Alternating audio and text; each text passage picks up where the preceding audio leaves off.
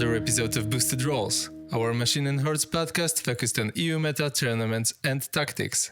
My name is Tomasz, and I play Circle. Hi guys, I'm Simon, and I also play Circle. Hi there everybody, I'm Will Cruickshanks, and I play Protectorate and also Circle. Will is here with us because he is the winner of a recent Scottish Masters tournament, which was also probably the very first big tournament in Europe with the new Oblivion rules. So we wanted to have a chat. So, Will, can you tell us something about the event? It was amazing. It was a really, really good event. I had a great time. I was playing Protectorate, one of those lesser struggling factions, and I think it's a testament to my skill as a player that I was able to win at all without any Clockatrices or Lords of the Feast in my lists. Lords? Can we have more? Fuck, I've been missing out. Well, I mean, most Circle players that I've run into have two. Because, Bones is a hard list for thinking men. Whereas Tharn, you just push across the table and smash. Oh god, I play Double Devour as host. Got him. But yeah, no, it was a really good event. My press ganger is not a thing anymore, but my press ganger equivalent, Alan Gibb, did a fantastic job setting the whole event up, alongside Fraser Penman, who's another old press ganger in the Scottish meta. They did a really, really good job. They did so much work on social media, kind of getting everything set up. Alan went like gangbusters with the prize support. It was incredible. He had a little bottle of whiskey for everybody who turned up. Wow. One of my opponents was like, every time you martyr for one, I'm taking a sip. Which I think is actually, like, they should probably do that more at tournaments because people are going to play Harbinger. So, it was a fantastic time. Some of the English guys came up. We all went out for dinner on the Saturday night. We went to this kind of like a local Italian place that was like family friend of somebody. It was just it was a really, really good time. I had a really, really good one. I was really happy that it was a Scottish and technically Scottish final between me and Dan Scotland. That was good. Always feels good when your country wins your own tournaments, right? So yeah. More to the point, it feels bad when your country loses your own tournament. Like, it's like, I don't know. It's more to the point of like, whoo, didn't lose our own tournament. Going into the final round, I'm like, okay, job done. Like, at this point, I don't care who wins as long as it's us. A little shout out from myself. I've never met the man, but I saw a lot of the effort that Alan Gibbs put into promoting that tournament. It spread into all corners of my, social media War Machine network, and I'm on a lot of different parts, and he did his best to hit all of them, and not in like an annoying spammy fashion, but in a like, this is what's going on. Here's an update. Here's another update. This is what we've got on offer. Do come and join us. Here's some spaces. Like, I thought it was really well managed and really well promoted. So kudos for that. Yeah, we're aiming for more next year. We had people coming over. We had a Swede come over because he was like, right, there's no way that an English person can retain the Scottish crown. That's morally wrong. And he's Swedish and he knows that. So that's good. Yeah. But yeah, so like we're aiming for more next year. More international people. The venue that we have is fantastic. It's an amazing venue. You get cup holders at your table. Do I really need to say more? You actually do. It used to be like a billiard hall. So all the tables are like big, old, kind of like billiard style tables. It's really, really good. I thought you were going to say it's a poker hall. No, sadly not. It's the only other time I know where you've got cup holders. Yeah, but we've got. I think we can do 64. This year we had, I think, 34 signups, and 30ish or somewhere around that number turned up like for the event with drops and stuff like that. So we were aiming higher next year. Hopefully we'll get more people interested. Should be good. All right, so 34 players you said, so 5 rounds? 5 rounds, yeah. Okay, and what was the meta there? Like, Oblivion just dropped, so any surprises? Well, there was a ton of Grimkin, ton of Circle. So no. Interestingly, and this is a caveat of Scotland, only one Scorn player. Now, normally we do actually have more than that, but due to, I think, the people who didn't turn up, and some of the people that couldn't make it from the Scottish meta, we only had one Scorn player. They were playing, like normal Scorn stuff, like I saw Hydras and things like that. But they were playing. There was only one guy. Yeah, that's English. All right, so it's just you would say they anyway. But yes, no. So they had like Immortals and a Hydra and stuff like that. It was nothing that interesting. I think there was only 2 or 3 Protectorate players as well. So the meta was very Circle and Grimkin heavy, which I felt really good about because I was playing Harbinger, who is great into Circle, and my off list was a Grimkin drop that I then went to not drop into Grimkin when I played Grimkin in the finals, so that was good. Right. Oh, damn it! I had a question, then I've missed it. Anyway, never mind. Oh yeah, that was it. I've got it. Did any of the Menoth play the fearsome combination of Thyra and Krios 1? No, we haven't quite. Like, you know how it is. I mean, it's a fearsome combination. As far as I know, like it came over like a crusade from the US. It's we're a small country, slow on the uptake. We only recently had Wi-Fi installed in our gaming shop, so we haven't quite worked that one out yet. I'll leave it at that, lest I get into real trouble. I don't For want those to who get don't know what we're talking about, the recent winner of Gen Con was also Menoth. And we find it amusing that the combination they took was Thyra, and I think it was Krios 1. Am I right in saying that? See, to be fair, Krios 1 is a real list. Like Krios, that's sure. no Thyra. That's I used to play Thyra. She used to be a good Grimkin drop, and then the Clockatrice manifested, and melee isn't exactly a solution into Grimkin anymore. I don't think. And do you have any idea why would someone take a pair like this? Was there anything interesting in this pairing or his lists? Well, okay, so I'm a really old War Machine player. Right, I've been playing this game for a long time, and it's a long-standing tradition for European people to go over to America and win a tournament, right? Right. Like Johan Durlin's done it, Martin Hornishek's done it, Jake Wilstrup did it recently, right?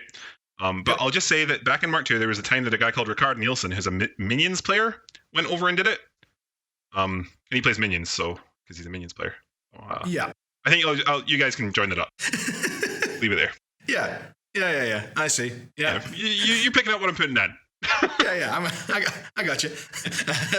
All right. So moving away from Thyra, give us a rundown on your pairing then, because we nearly always forget to ask people. We're getting better, but we do forget a lot. So give me a rundown of your pair. I actually have my lists to hand. I came prepared. You can hear this paper. That is my army sheet. My pairing was Harbinger, who's quite good. And Krios 1, who's also a pretty solid warcaster. I actually think so. This is like this Menoth pairing is nothing new. It's sort of new for me. I've had the most success certainly in the UK with High Reclaimer. For a while, I was like a High Reclaimer kind of. I was pretty much all I would play. I would just play High Reclaimer to nearly everything. And then Initiates existed. They came out, and it was one of those things where like PP told us in advance, oh, they're going to be a free card in Faithful Masses, and we're like, oh, okay, so they took Shield Guard back off them, and then we saw the rules, and we're like, all right, well, that was unexpected. So I guess I'm a Harbinger player now, and since then I've been a Harbinger player. So Harbinger, basically you can drop her into nearly anything.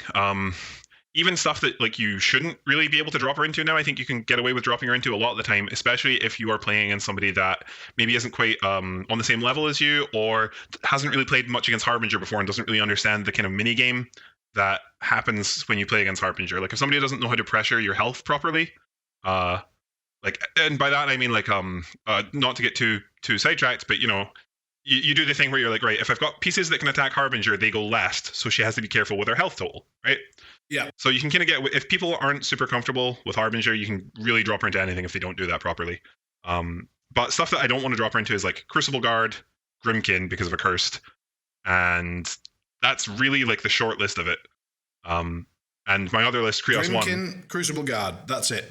Yeah, like there's other stuff out there. Like Makeda 3 is spooky, but okay, so I would say that was a really close 50-50 game if she brought a Hydra before Oblivion. Now it's probably a bit better for Makeda, because as far as I know, Makeda's list just got better, and Harbinger's got worse.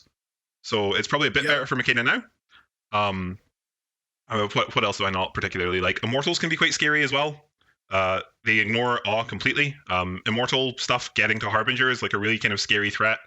And they can kind of just like, see if they play the version that doesn't have 2 Supreme Guardians, they just have lots of guys. They just have so many attacks that they can kind of like brute force their way through the martyrdom. Especially if they're playing like a caster that isn't Zal 2. If they have a caster with like an actual output, like a real output buff that isn't transference, that's getting purified off every turn.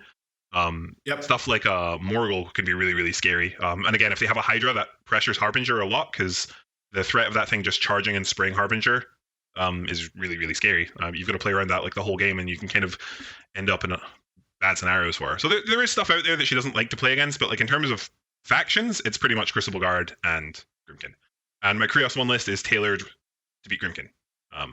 Okay. That's pretty much it. So Hit me with the specifics of the Harbinger list. So the Harbinger list is Harbinger.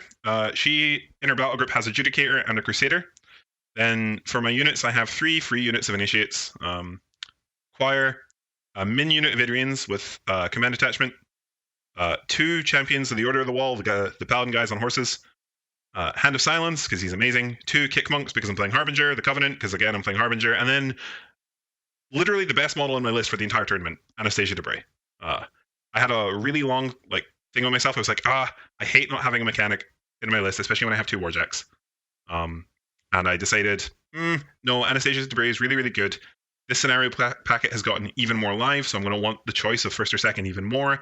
And she herself is a really strong scenario piece, and then she was a rock star in 3 out of my 5 games. And she was still good in the other 2. Like that model, I mean, she's 3 points, right? So it's hard for her to not do something worth 3 points when you get +1 on the starting roll. But yeah, that model was insane. My Krios 1 list is Tamash will be intimately familiar with the 99% of my Krios 1 list. It's Krios running Adjudicator. Actually, I could probably pass it to Tamash and he could fill it out, but it's Krios running Adjudicator. Choir, Sev Zero with 2 Redeemers on him. Tristan also running Adjudicator. Then I have an Exemplar Warder, Anastasia Debray, a Mechanic, and then the bit that's maybe different from the standard Krios list is I run Elias Gade instead of the second Warder, and that is specifically to shoot Gremlins in the Grimkin matchup. That's all he's there for. Right. Yeah, that list sounds familiar. Yeah, right. Like that's if you know Marcin, the Polish Protectorate Merc Pador-ish player, it's like a list he's been playing a lot, I think. And was it Krzysztof that played it at the WTC last year? Yep. Yeah. So it's it's a Polish list, I think, that I've kind of co-opted and changed a very, very small amount for a specific matchup that I was having trouble with. Yeah, for those who don't know what we're talking about, the Polish sort of, at least within our areas, are the ones that made the double adjudicator sort of famous and scary for a bit. And it was championed, I think, by Marcin Majcek. Good pronunciation. Much better than mine. And also, Krzysztof, you said? Yes, Krzysztof. Krzysztof Hawryszczuk. Yeah, I will leave the surname to you, Tomasz. That's playing for Poland, both playing for Poland South? Yep. Cool. And yeah, so that's what we're talking about, just in case people missed it. I kind of have a tendency to assume people are like, they pay attention to all the same War Machine stuff that I do, and probably don't.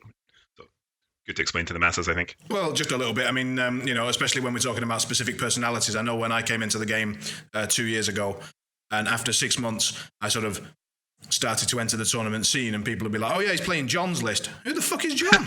Sure.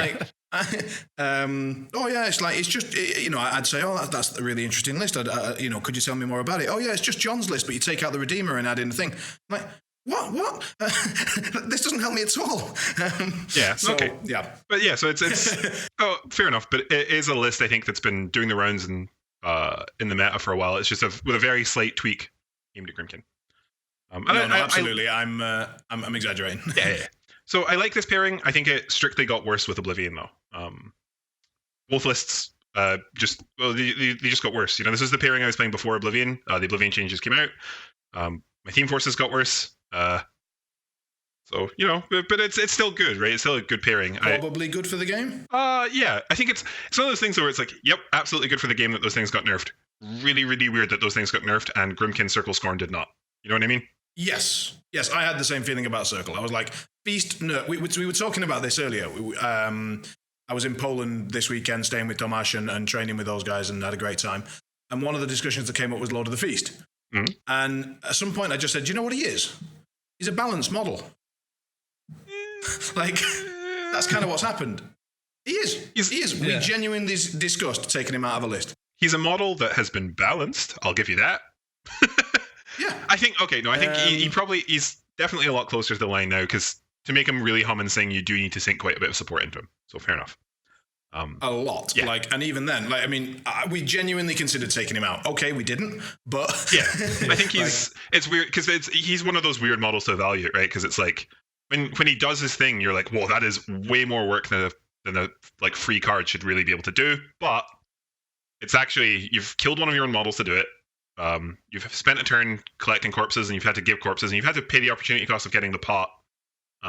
So, like there is more stuff going on there. I do think he's still a very And powerful you've model. usually had to sink a couple of things in, like you've had to give him Puppet Master because if he misses the Raven, you just boned. Yeah, and exactly. all that kind of stuff, Yeah. which agreed. Like people made the same arguments to defend Lord of the Feast when I was like screaming from the rooftops that doesn't matter when after all of those things, he goes and murders their entire fucking army, or usually their caster.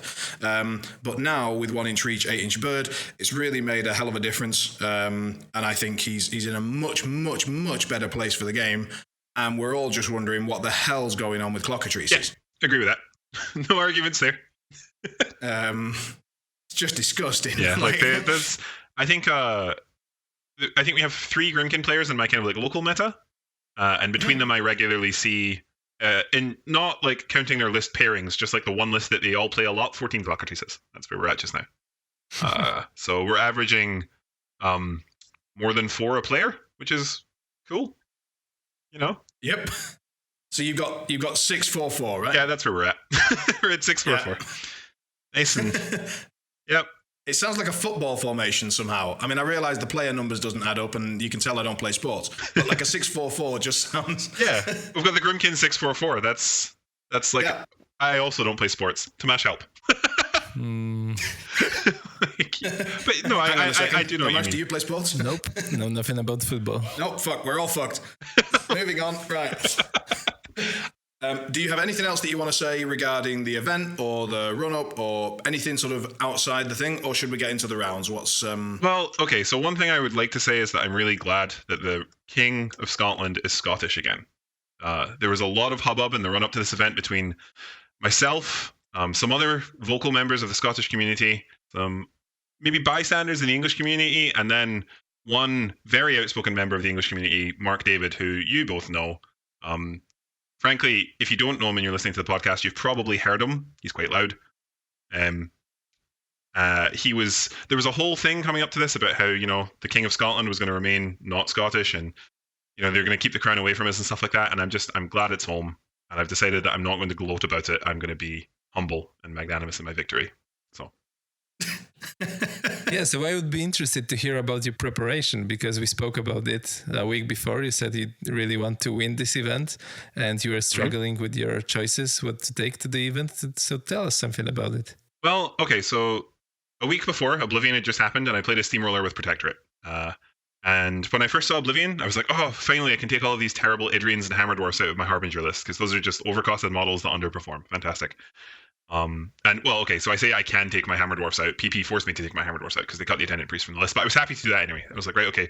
So here's the plan for my Harbinger list. This is a week before Scottish Masters. I'm just going to play all of the broken models, so all of the Paladins.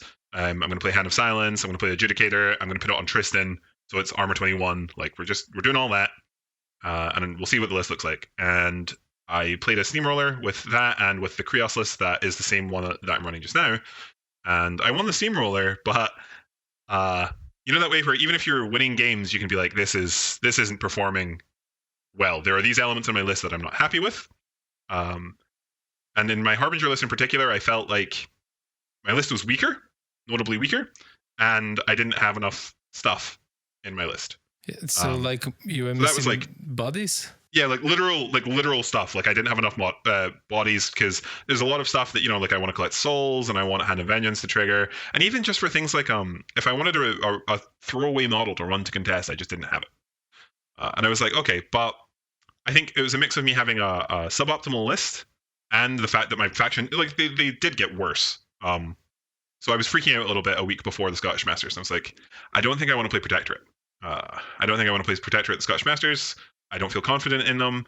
And for example, if I was going down to play in like a tournament in like London or something like that, I would be teching to the gills for somebody like Pat Dunford, right? And in the same vein, hopefully it doesn't sound egotistical, but I had a feeling that, if I was going up to Scotland, I'd be like, right, well, you've got to make sure that you have a Harbinger drop, because if you want to win the tournament, there's a good chance that you probably would have to play against me, right? Yeah. So I was like, right, so people are going to be teching for me, and my faction feels worse, and I hate my lists. Okay, so, that was kind of where I was at, and I was like, right. So I was talking to Tamash. I'm like, Tamash, talk to me about Circle. I used to play Circle. I was thinking about playing Circle at the Scottish Masters. I was thinking about playing Scorn at the Scottish Masters, because Immortals, fairly easy. I'm a long-standing like infantry player. I played Cricks for nearly all of Mark II, and if I wasn't playing Cricks, I was still playing something infantry-centric. So Immortals, I think, just I could probably put on like a glove. It's very much up my alley, and I was just kind of all over the place. And eventually, I went back to Protectorate because the thought process I had was like, okay, so even if I play a matchup where I think I'm down, I know how to win if I'm playing Protectorate. You know what I mean? Like, even if it's a bad matchup, I know what I need to do to win, and I just need to hope that I can execute better than my opponent.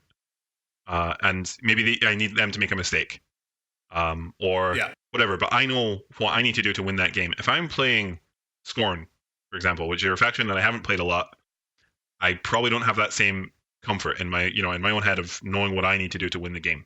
You know, like identifying my own win conditions and things like that. I probably couldn't do that with a new faction. So in the end, I decided to go for comfort, and I do think it paid off. Not to go too far ahead into the finals, but that basically kind of came out in, I would say, my certainly in my last 2 rounds, where the kind of comfort of knowing exactly what to do with my faction, even if it was stuff that was maybe a little bit uncomfortable, really paid off. So I'm glad that I did stick with Protectorate.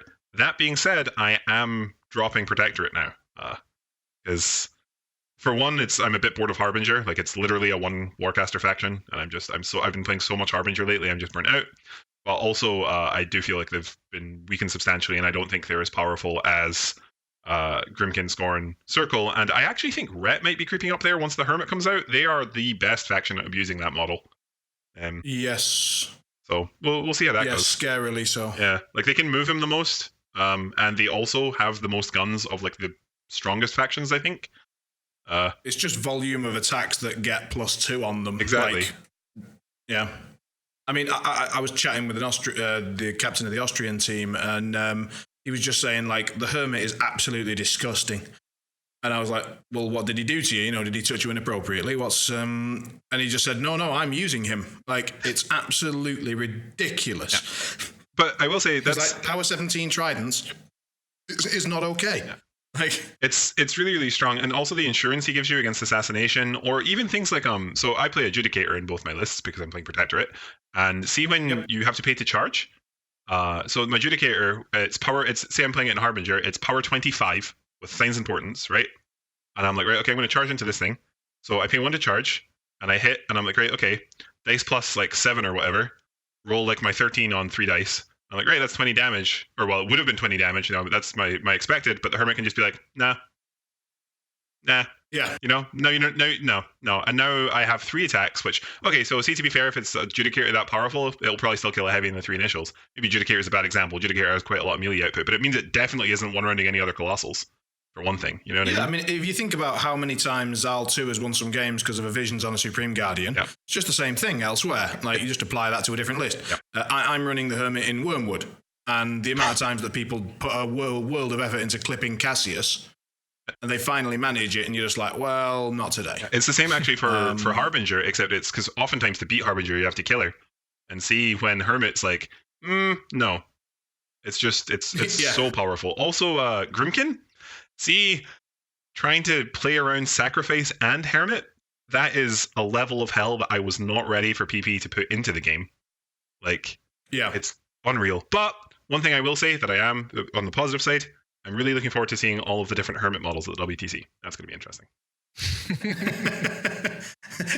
What are the things you're most excited about at WTC? The world's largest event.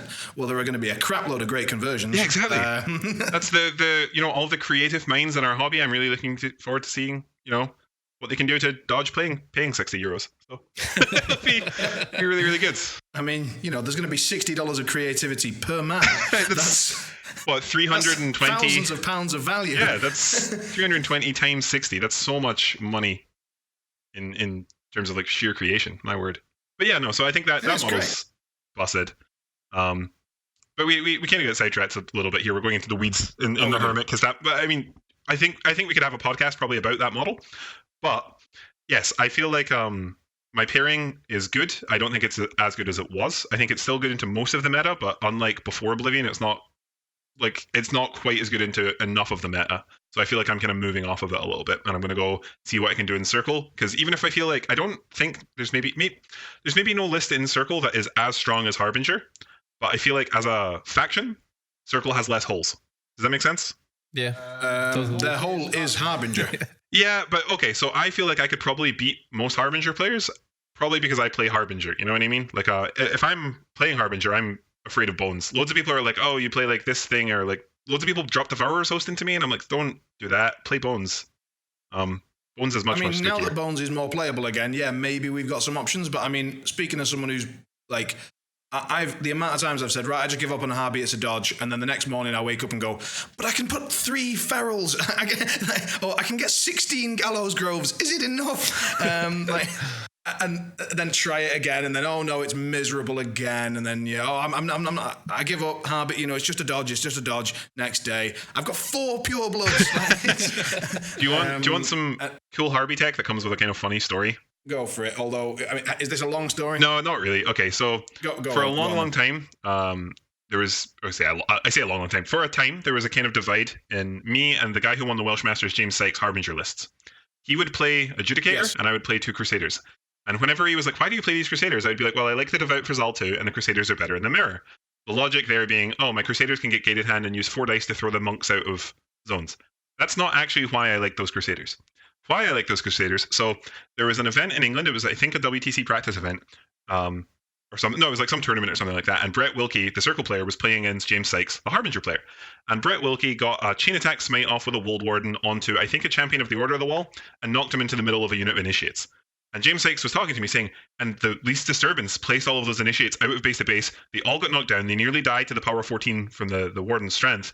That's like really, really good Harbinger tech. And I'm like, yeah, it's, oh God, can you imagine playing models that can throw other models around, like for the mirror? That's so, whoa, God, imagine thinking of that. And I'm sitting here like, do I just tell them now that like that's the tech? I don't know. So at that point, like, I was saying to James, like, yeah, that's my tech, right? Like you throw large bases into the middle of initiates and displace them all.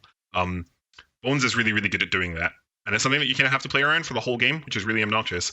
And one of the reasons I actually moved to the Adjudicator is I'm like, well, if I'm playing Crusaders, that's more large bases on the table, which means that, like, while I myself am no longer able to do that as easily, neither are they, because I don't have as many large bases. But that's really, really good tech against initiates. Like, if you want some free Harbinger tech, see if you can engineer a throw into the middle of an initiate unit to displace it. It just kills the unit. Like, even if they martyr them. Into the middle. So what you need to do, you need to do it so that you push them out of base to base. Which is why if you're doing... Understood, but does that work? I mean, I just haven't done the trigonometry on it. If you just target one of the members, you're likely to miss, right? So you actually need to engineer it in a way that you throw a certain number of inches, and that inches lands somewhere in the middle of them. Is that what we're saying? Or are you actually trying to hit the roll? You can do it like that. So it depends on the way that they're spaced, right? Because obviously, you go directly from... They're spaced in a triangle. Yes. But what I mean is, so like if there's 1 at the back and 2 at the front, or if there's 2 at the back and 1 at the front. Because if there's 2 at the back and 1 at the front, then if you hit any of them, you're unlikely to knock all 3 out. You'll probably leave 1 out and 2 touching, right? Whereas if there's only 1 at the back and you can somehow target him with a throw, there's a good chance that you'll actually knock all 3 out base to base. So it depends kind of on the situation. It's why if you're in Bones, I would recommend doing it with Kruger. Because if the person doesn't know that it's coming, you can shimmy his little cavalry models around and throw one of them, with TK to make sure that they're the exact right number of inches. If you're doing throws, you can either throw directly away from yourself and it'll just go your strength, half of your strength, which you actually have some control over in Circle, because you can choose whether or not you want to amp up your strength for the inches. And you can just kind of do it that way, or you can run a model to somewhere kind of maybe behind the initiates or something like that, or like place a shifting zone or something. And if you target a model out of range, you also don't deviate. Or you could just be a great player, go for the rando wando and just try and deviate into the middle of a unit. I mean, maybe if the chips are down and that's all you have, or if you have like a Wold Warden that's got nothing else to do for a turn, maybe that's something you could try. But, I think it's quite set. Like, I played a game against Bones at the weekend and I deliberately had to play around it because I'd been talking about the tech previously. Right.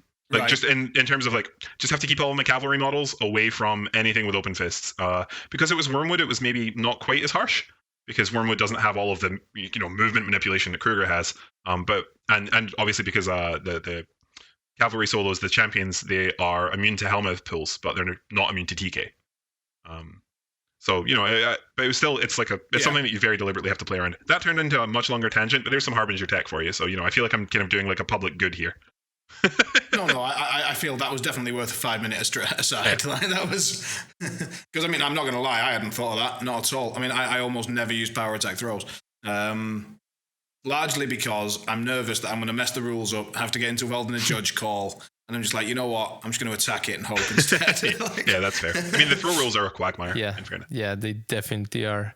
And having access to 2 heavies with 2 open fists is also one of the many reasons I've decided to play 2 Whirlpools in my Iona list instead of the Storm Raptor, which is kinda not an easy choice to make.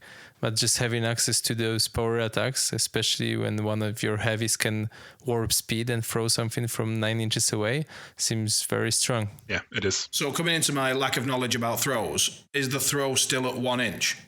Yeah. If it's a normal power attack, it's your melee reach of your open fist. Yeah, that's the one. Yeah. If it's adjudicator throwing, then it's 2 inches. And if it's a slam, it's a half inch. It's a half inch regardless, unless again, unless you're a colossal. Adjudicator? No, colossals have a 2 inch. Right. I'm pretty sure slam is still half inch. I'm not gonna lie. I just don't use power attacks anywhere near as much as I should. I've been playing infantry a lot. Yeah. That's fair. And when I was playing Legion, like, I mean, yeah, like Legion. Well, I guess they have Carnivians, but like, yeah, Legion. You have a Blightbringer. Let's be real. Yeah, it's a Blightbringer and a Harrier. Exactly. Sometimes you trample with Golub. Does he? Yeah. Oh yeah, of course he doesn't have Serpentine. He just has flight. Flying trample. God okay, bless. I was opening War Room there. Right. Slam is half inch, so good. Good stuff. Confirmed. All right, let's get into it. Yep. So, round 1. I've got the scenarios written down here, so you don't have to remember them. So round 1 was apparently on King of the Hill. Yep. For those who aren't aware, that is the rectangle zones up on the edge of the board on the side, then a circle zone in the middle with a flag in the center of it, and both of those rectangle zones have an objective in the corner. Tomasz, what are the measurements? No, so who was your round 1 opponent? So my round 1 opponent was a guy called Stuart Duncan. Super, super nice. Had the coolest like paraphernalia for his minions army. So he played minions. He had gators. He had literal actual gator teeth as his fury tokens. Amazing. And when I saw those, I was like, "Oh, those are cool." And then I'm like looking at them, and I'm like, "Are those real?" And he's like, "Yeah, those are gator teeth. They're from Florida." I was like, "Okay, cool." Sure. So he had Psych. Yeah, right. So he had Rask as one of his lists. I honestly can't remember what the other list is, but he played Rask into me. But he explained to me he was kind of like a newer player at the start of the game, and I'm like, oh, okay. So if you're not intimately familiar with Harbinger, this is going to be unpleasant, and I'm sorry. I think Rask is actually going to be quite scary for her once the Void Archon comes out, but as of right now, I'm really, really sorry. So we kind of got into the game. Anastasia won me the roll for first turn because she's a babe. And basically the way that game went was I shunted all of my stuff as fast up the table as I could to force Rask to feat bottom of 1, because if Rask gets defeat top of 2, it's usually... Oh, sorry.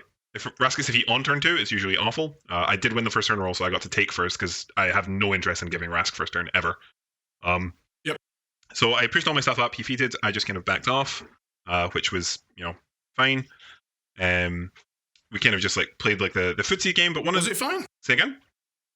Was it fine? King of the Hill is deceptively live. It is. Okay, so I say I backed off. I backed off to a point where like all he could really go in on is because I had got first, I got to claim quite a lot of board space already, which I think is really important for Protectorate. Protectorate are a really, really slow faction, and claiming board space is really important.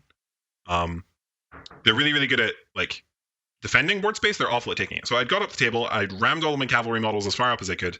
On his feet turn, I think I put like one champion into 2 swamp gobbers and killed those with guided hand, and my other champion ran just in front of. He was playing a Dracodile with Rask. Just ran straight in front of this Dracodile, and I was like, right, okay, that Dracodile is not moving unless you can kill this idiot, which I know that you can't because I'm playing Harbinger. So I kind of just like tried to jam him out, and I got to feat to keep all of the kind of small weenie models, like the kind of token contesting pieces, keep the chaff out. From contesting. So on his turn 2, I got to score 2 points. I scored the central flag, and I scored my own zone. I'd brought Anastasia to Bray in, and she was sitting on the very back corner of the zone on the opposite side of the table from the bulk of my army. And then my opponent kind of like put some stuff in, and once the kind of Judicator committed, it was trivial to score 3. And I just went 5-0. And I apologize to my opponent because, if you're a new player, that's not a particularly fun game. But, he's a really, really nice guy, pretty chill about it. So, I like to think he had a good time. Like that. Or as good a time as you can have if you're, playing Harbinger. Yeah, it's like, I mean, it's like when someone goes into Primal Terrors for the first time and says, "What do Hellmouths do?" It's like, oh no. Yeah, it's not gonna be pleasant for you. Yeah, or like Iona, what's that? Oh god. I've got all of these really hard to kill models, and then Iona's just like, okay, Good for you. yeah, that's a cool notion. Yeah. But yeah, so round 1 not too eventful. Fair enough. Skipping into round 2 then. Recon 2. Most people should be aware of that one, not one of the new ones. So, who was your opponent and what did they pick? So my opponent was somebody that's on our second team for WTC, a guy called Shane, and Shane plays Circle, and Shane's pairing was something in Devourer's Host I knew he wasn't going to drop. I saw a Storm Raptor and I was like, okay, I don't care about what this list is. It's something Devourer's Hosty. I think Shane Murphy? No, Shane Frost. Okay. He's not on Facebook, so he was at Welsh. I don't know if any of you met him, but well, you obviously went out to Mash, but yeah. So he's a really he's a nice guy. He's a really good player. He kind of took a little bit of a break, maybe about 6 months ago. But for the kind of past bit, he's been getting really back into it and stuff. So it's good. I've played quite a few kind of close steamroller finals with him and things like that. He's a good player. Nice. So he dropped a Bones. He dropped Bones, and he was playing Wormwood. And Wormwood puts the fear of God into me, especially because that's the one matchup I really, really liked having my wall against Circle. Because what you could do with the wall, if you're playing Harbingers, you can make it really awkward for her to be dragged about by Hellmouth. Yeah. But without the wall, I'm like, okay, well, we'll see how this goes. I haven't played this yet with no wall. So his Wormwood list was pretty standard. Wormwood Bone stuff. There's 4 weirds, which is maybe a little bit high, but 4 weirds. I think it was Megalith, Wold Warden, and either a Guardian or a second Wold Warden. I think it was a second Wold Warden with 4 words. It's probably a warden. Yeah, I think it was 2. I think it was 2 Otherwise, Wardens, he's gonna be Megalith, real and 4 tight on weirds. points elsewhere. Yeah, and then like Sentry Stones, Bone Grinders, Shifting Stones. He had 3 Gallows Growths as one of his requisition options, which is obviously good into Harbinger. So I dropped Harbinger. Do you remember how many Stone Shapers he had? 2. I'm going to go ahead and say it was 2 as the free rec option. Okay. I think that's right. Yeah, 2 Stone Shapers. If you wait a second, I will open his list. Oh, sure. Okay, yeah. So Tomasz will confirm in a moment. Yeah. All right. So the gist of the game. Shane Frost, are we Yeah, talking about? Shane Frost, 4 words, 2 Wardens, Megalith, 3 Gallows Growths, 3 Shapers, Grinders mean 2 Shifting Stones and 2 Sentry Stones. Yeah, there we go. So relatively standard looking Something bones list. sounds odd there. Just 1 second. So 3 groves. Like, Yeah, I was checking lists for this event and I remember this particular one that my first reaction was the same. Like, I was like, what? yeah. What's gone on there? What's he missing? Something's missing. I can't think of anything. The well is missing. Well, that's it. He doesn't have a well. Right. Okay. No, there's no well. That's fine. Okay. Not going mental. Right. So, who won the starting role? Well, Anastasia won the starting role. Lovely. Because she's a babe. So that matchup, I think I took first. Because again, so one of the things I've learned playing against Wormwood and also Balder is it's really important to get as far up the table as you can with Protectorate. Because you can get stuck in situations where it's just actively difficult to get to your opponent's side of the table. Just, in terms of like the forests and rough terrain and Protectorate not having any Pathfinder unless I want to run my Judicator over there, which I obviously don't. So the game, we both ran up. I purified away the forests, kind of usual stuff. Wormwood threw out some token strangleholds at some of my cavalry models, and we kind of shimmied around. Wormwood, as he does, goes into the middle of the table, and he does all of his shooting first. Wormwood goes into the middle of the table and feats. And he has a solo on his flag. And I'm in that standard kind of Menoth position where I'm like, right, okay, so I need to just run stuff into the Wormwood Grinder and hope that it comes out alive, and I can't do any work on your feat turn because I'm playing Protectorate. I did get a little kind of cheeky thing where I had my Covenant, which wasn't really in range to do a meaningful no spells this turn, put continuous fire on my Idrians, and my Idrians shot 2 Gallows Groves. I got 1 shot on each one. And I left 1 on 3 boxes, but both of them on fire from the Covenant.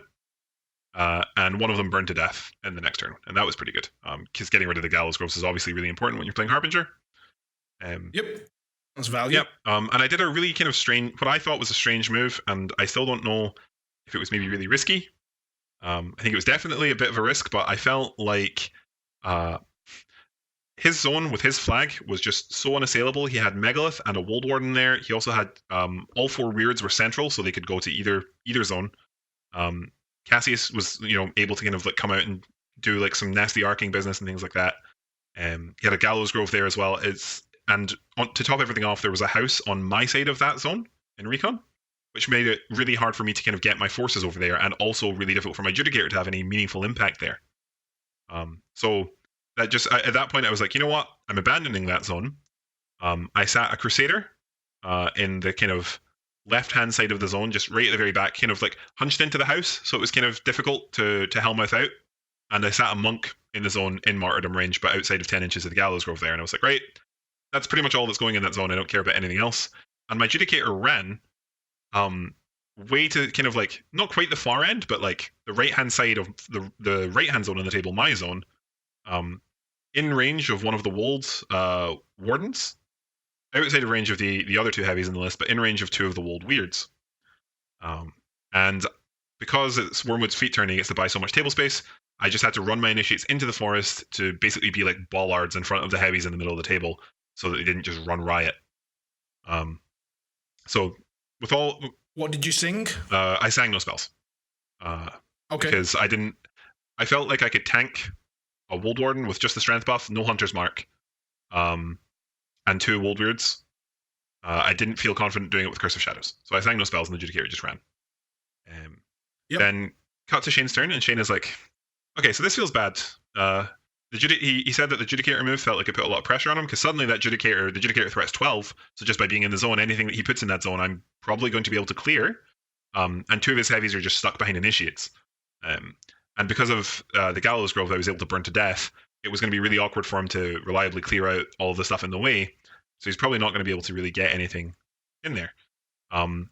So he goes for a plan, which is basically, we send a Wold Warden into the Judicator, and we try really, really hard to clear out the stuff in front of Megalith and the Wold Weirds, so that we can get 3 Wold Weirds into the Judicator, and we hope we roll well and we run around it. And I'm like, Shane, I hate this plan, because it revolves around dice, and I hate plans that revolve around dice, because they always work against me, and I was really, really nervous the whole time, and I hated it. So he went for it, and his first damage roll with the Wold Warden was a 17, and I'm like, oh no, it's going to happen. And the Wold Warden took I think, like half of my boxes in my Judicator, maybe a little bit more than half of my boxes, and I'm like, this is going to happen. I'm just going to lose my Judicator for literally nothing. I just ran it into threat range, and it's just going to die. This is going to be awful. So Shane has to do quite a lot of kind of gymnastics to get the Weirds shooting, because if where I'd put my initiates, their melee ranges were just physically in places that the Weirds wanted to be standing. So I had to bring a Grove over, and he had to have Megalith kind of help out, and I think one of the Weirds maybe, and some Sentry Stones kind of like helping clear out just the chaff that's in the way to get these Weirds firing. And in the end, when all was said and done, because initiates are really difficult to kill, and some of them were in Martyrdom range still because the Grove couldn't get all of them, he was only able to get 2 Weirds on the Judicator, and he left it on 5 boxes. He rolled another 17 on the first Weird that got in his first shot, and I'm like, Shane, stop. Shane, stop it. Stop it, Shane. But thankfully, my Judicator lived on 5 boxes with Superstructure, Right Arm, and Cortex, and Movement, which is fine. I got quite lucky in having the Superstructure. Yeah, when you've not got a mechanic. Exactly, and I'm like, right, okay, Menoth, be praised. So my Judicator went and blew, just turned the Wold Warden that had attacked it into a hat.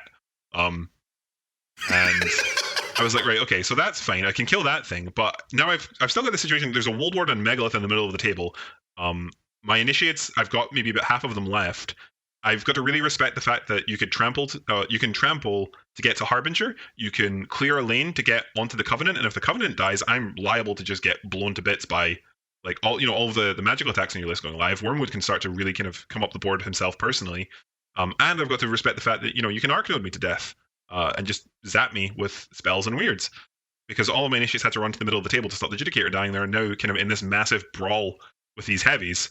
I don't have any shield guards for Harbinger. She's just hiding behind the house I was talking about earlier, that's on the far side of the zone that has the circle flag in it. So I'm like, right, okay, I think the only winning play for me here, the only line I can really go for, is to commit even harder. I just need to put all of my stuff in. I have to basically take Harbinger out of the game so that she doesn't die on the crackback. So I committed Hand of Silence, 2 units of initiates, my remaining Adrians, which had prey on Megalith, because I knew he was going to, Megalith always ends up in the middle of the board whenever I play against him. That guy is just, he's on Wormwood's feet turn, he's just such a monster. Like in terms of the kind of like he always kind of forces my Judicator away because he hits really really hard or threatens to hit really really hard on my Judicator. So I was like, I'm going to put prey on him to maybe try and inhibit his movement. Didn't really work, but it came out, and I got an extra 6 damage on Megalith because of the prey. And after the dust settled, I was able to kill Megalith, block line of sight to Harbinger with Hand of Silence repositioning into the house, or like up to the house that she was in, so they would at least have to kill Hand of Silence to get line of sight to Harbinger. And the remaining initiates I had just like put all of their melee weapons engaging as many weirds as possible. So Shane was like, right, okay, at this point, I don't think I can realistically come back, not with the amount of time that he had as well. So he decided he was just going to go for what I would say a respectable end to the game.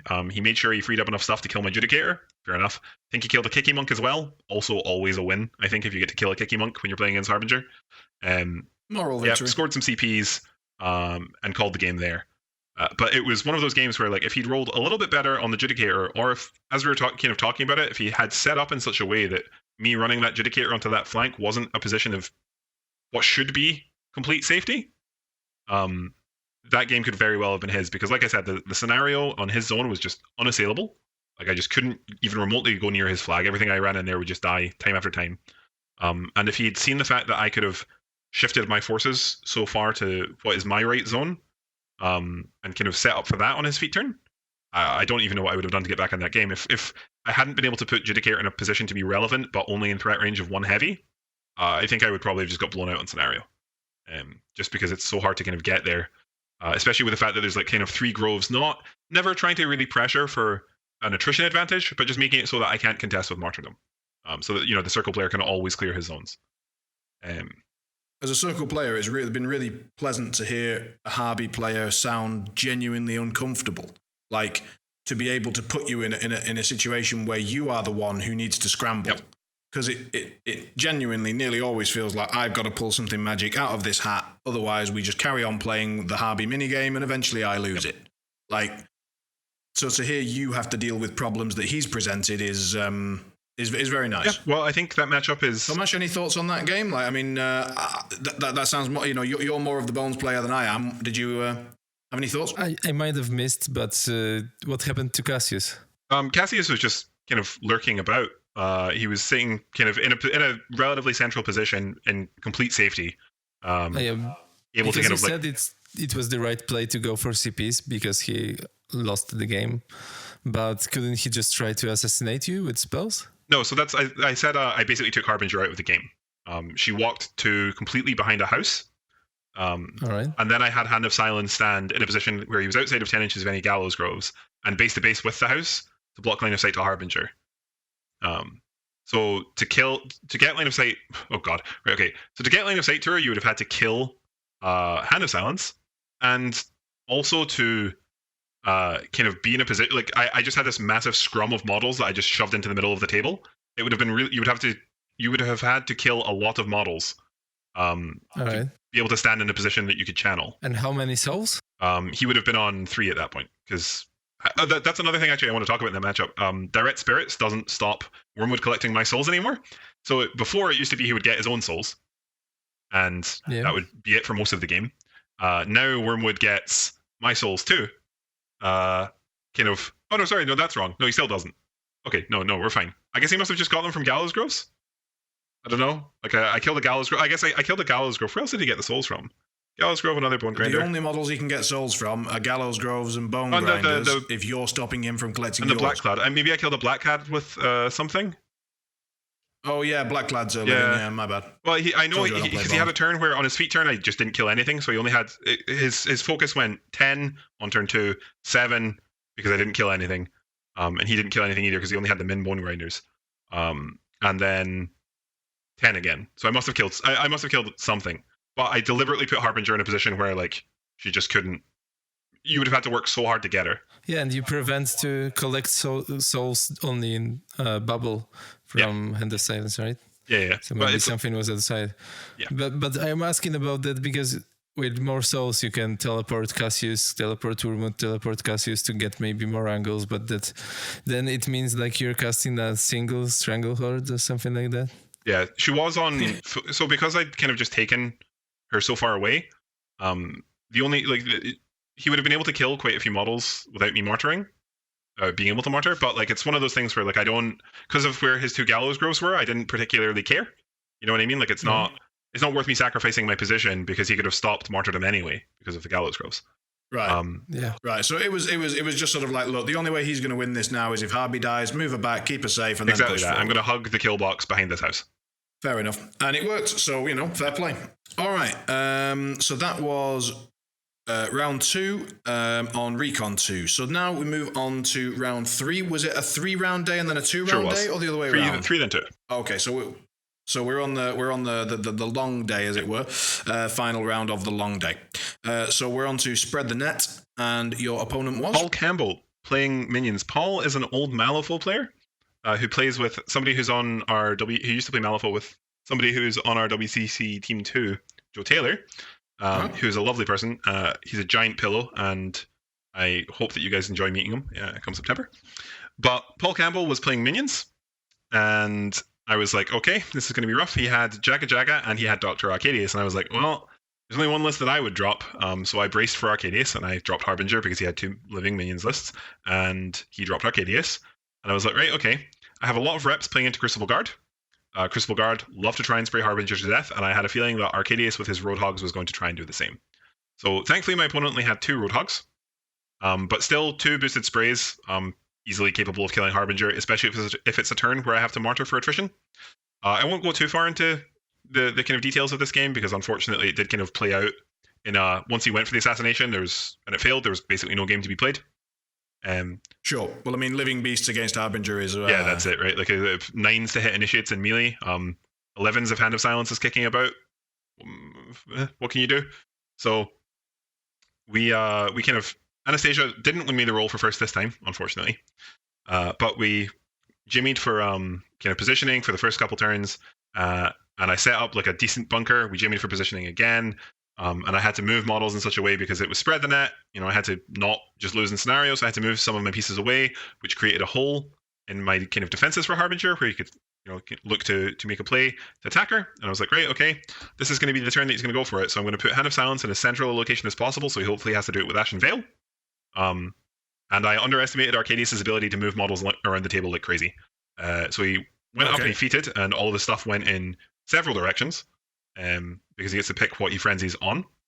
And he had the Witch Doctor on one of the Roadhogs, which I didn't think about well enough, which gave it Ghostly, which let it get into a pretty kind of creative place in between a bunch of melee zones, in a place that I was like, oh, well, he's never going to be able to get there. So I don't need to put melee zones there to stop him from spraying, and I just need to block the assault lane. But because he had Ghostly and the thing walks really fast, he actually was able to just walk through all of the melee zones without taking the free strikes and just stand near Harbinger and also not be near Hand of Silence. Long story short, he gets the 2 sprays onto Harbinger, but the first one misses, and we're like, well, that is probably the game. They're power 12, but they set her on fire. So it's not good enough. No, it's not a good assassination, but it's the best out I think my opponent has. I mean, I've spent a lot of time working out how many pure bloods you specifically need to kill Harby on full health, full camp. I think for me to be really scared, it's probably 3. Yeah, it's exactly right. So it's 3, and it's 2 if you want to build a legitimate list that has a chance into anything but Harby. So it's 2, and you need Puppet Master, and even then you need to get both of them on. And even then, it's not great. So even then, what you need to do is ideally push a few martyrs. Agree. Like the chances go astonishingly high as soon as you get a few martyrs. I think the main difference there between something like Pure Bloods and Tharn and... Sorry, should point out just before I get people angry with me, that maths includes Morvana 2 for rerolls. Yeah. My bad. I think as soon as you say, for me at least, if I hear double Pure Blood spraying Harbinger, I feel like the Morvana 2 is implied. Yeah, it was, but I mean, sometimes, we take a dump on the NA meta and then we say that, 2 Pure Bloods have got a very high chance of killing Harbinger. Well, not without the rerolls. Yeah, fair. Okay. But, also, quick translation note for the previous section. For those who don't know, to jimmy about is to shuffle. Sorry.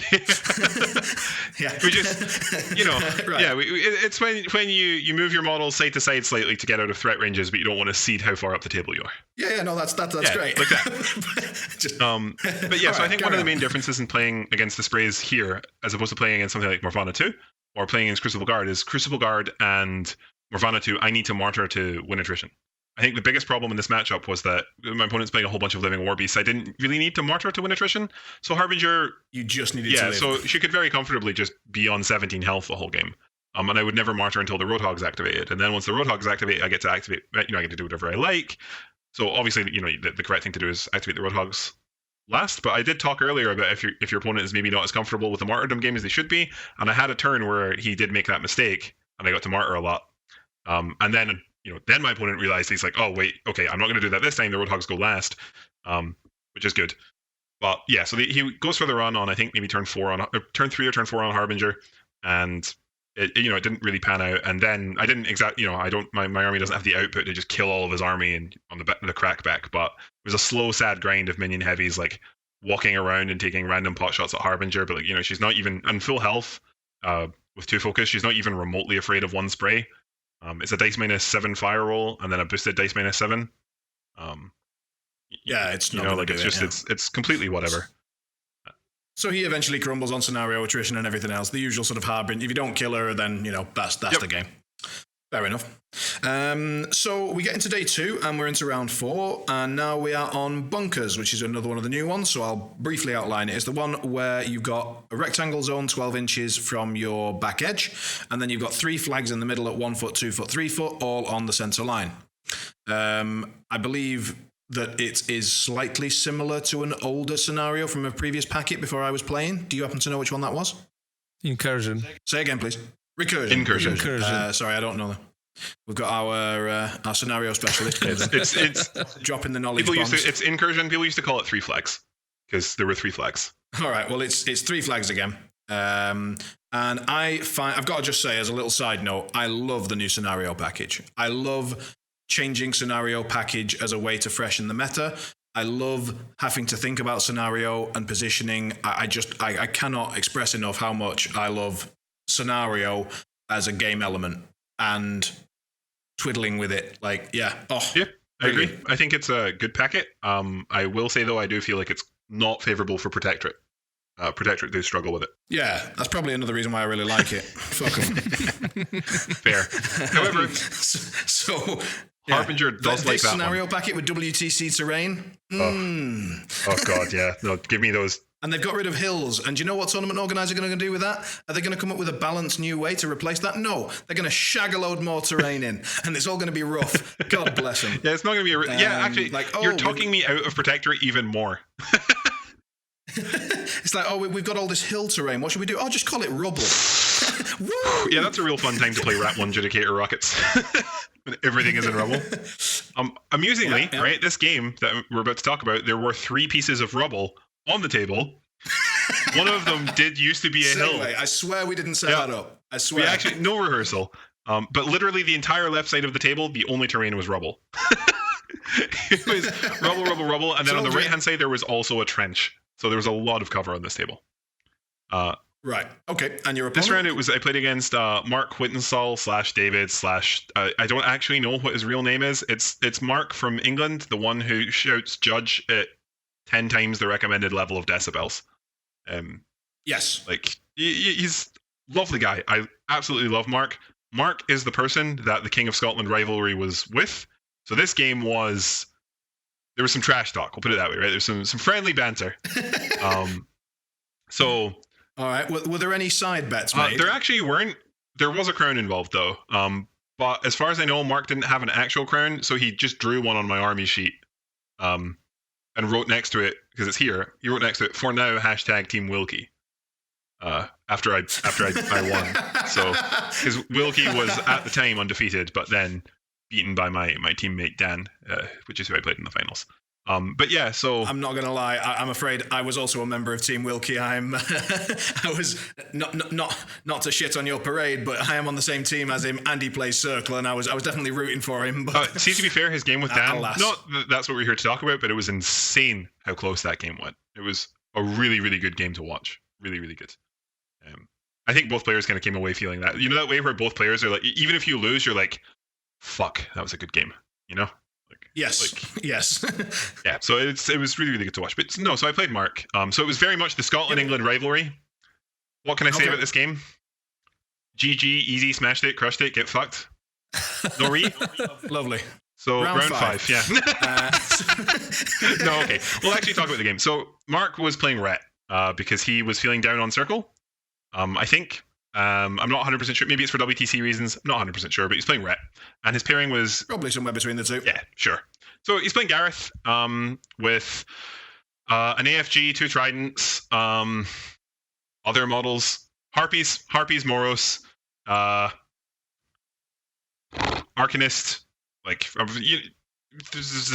there was 2 Tridents, there was Harpies, there was an AFG, like there were not much more on the list. Gareth, Yeah, Gareth and Moros, not much more on the list, right? Iris 1. Double Ghost Sniper? Was Double Ghost Sniper in there? Double Ghost Sniper and Iris 1? I don't think there was Iris 1. Oh. Yeah, no Iris 1. It was, I don't know what his requisition options were, but Double Ghost Sniper was definitely one of them. And then his other list was Assyria. I presume that's there. Do they do 3 points or 1 point? They do 3. Oh, so he's got the Hermit tech. Okay. Yeah, that's maybe it. It's probably actually like WTC practice in advance or something like that. Well, we've just spoiled it. There you go. Sorry, Mark. But yeah, his other list was Assyria with a Hyperion, 2 Tridents because he's playing Retribution, Imperatus, and I think that's like 71 points of models, 32, so that's 64 plus. Yeah, so that's a lot of models. Pardon me. What else did they even have in that list? It was like 4 work models and then support stuff. It's like Arcanists. It's the usual Gareth 2 stuff, but just with a bit of Hermit tech. No, sorry. So I mean, and he was paired with the yeah, Syria? that's the SE list I'm talking about. It's 2 Tridents, Hyperion this time, and Imperatus. Oh, 2 Chimeras. Sorry, 2 Chimeras. Oh, forgive me. Yeah. Right. I missed that we'd switched lists. I mean, it's Retribution. You can forgive me. Yeah. They are basically exactly the same. So the important difference there is he has a Hyperion, which has crit consume, which is a good roll against Harbinger. Put it lightly. And Hermit. Yeah, also Hermit. So this was we had the draw on the evening of the first day, and see if I was to make a complaint about the event, which I think again was fantastic. Alan Gibb, great job. It's that we did the draw on the Saturday night. I hear a but. Doing the draw on the Saturday night is a fantastic way to guarantee I'm not going to sleep. Because my brain is like, oh, well, what if they do this? Oh, well, what if this happens? What if this happens? We also knew the scenario, which meant I was just like playing the game out in my head. So I've played against Gareth quite a bit with Harbinger. People drop that a lot into Harbinger. I've only played against Assyria once. It was my first round of WTC, Welsh Masters. And I played against Adam Williams playing Assyria with double tridents. But otherwise, it's always been Gareth double tridents I've played against. And I think it's quite an easy matchup for Harbinger. Even though it sounds bad, in theory, you have control elements for everything Gareth wants to do. If he wants to try and use Witchmark, like actually use it, you have 1,000,000 shield guards. If he wants to come up and actually cast Mortality at anything you care about, you can box him out with a Covenant. Mark did have Silas, which means that his Mortality is range 12, which is actually quite cool tech. And he took the objective that gives him a reroll, which means that with Silas and the objective, he's actually quite good at getting the double Mortality off if he wants to go for that. But yeah, so he definitely thought about the matchup some, but I was still of the opinion. More tech spoiled. Yeah. I was still of the opinion it was a bad matchup for him, and if it was up to me, I would have gone, right, okay, this is a bad matchup, regardless of what I drop. Assyria has the chance of just rolling crazy and just completely blowing the matchup out. You can just, be a great player and roll 16 plus shots on your feat turn with your tridents, with 3 power tokens each. You can just crit. There's a 24% chance that you crit both shots with a Hyperion on the feat turn. And that's like catastrophically bad. So Mark dropped Gareth, and if it was me, I think I would probably have dropped Assyria, because I wouldn't be confident in being able to beat Harbinger with Gareth, having played that matchup from my point of view quite a few times.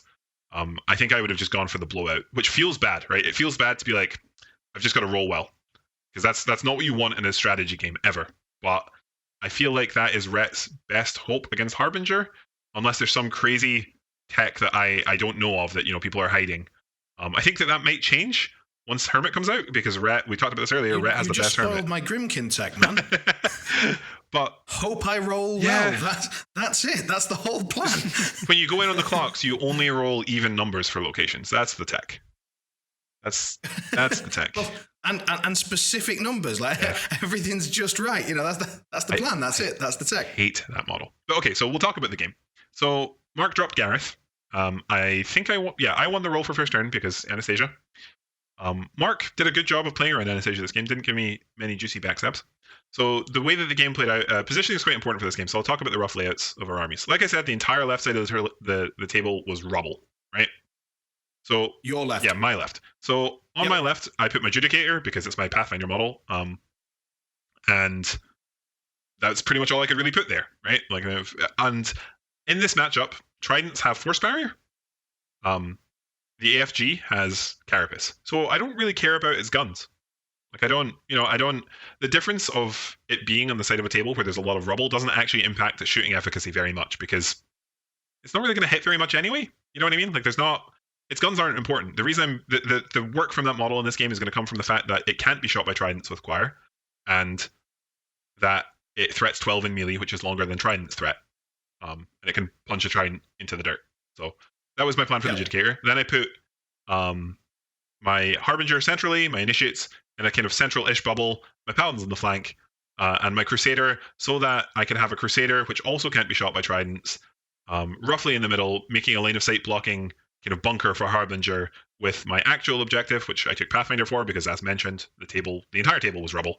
And I wanted to be able to move a model at some point. Actually, there was a forest in the middle, which is always what you want to see against Gareth, because he has Mage Sight. That was our central lost blocker, was the forest. So I just kind of deployed roughly centrally. And Mark's deployment, I actually think this is the biggest mistake he made this game. We talked about it a little bit after, and I don't know if he agreed, but it's, from my opinion, I think this is the biggest mistake he made. He put both of his Tridents on the left side of the table. Your left? My left. The one with all the rubble, which is not actually that huge a deal, because the Trident can charge in and smite stuff around, and the rubble's not actually the reason I think that's bad. I think the problem is he put both Tridents on the same side of the table. Because what that let me do is, well, Mage Sight doesn't work on the Tridents.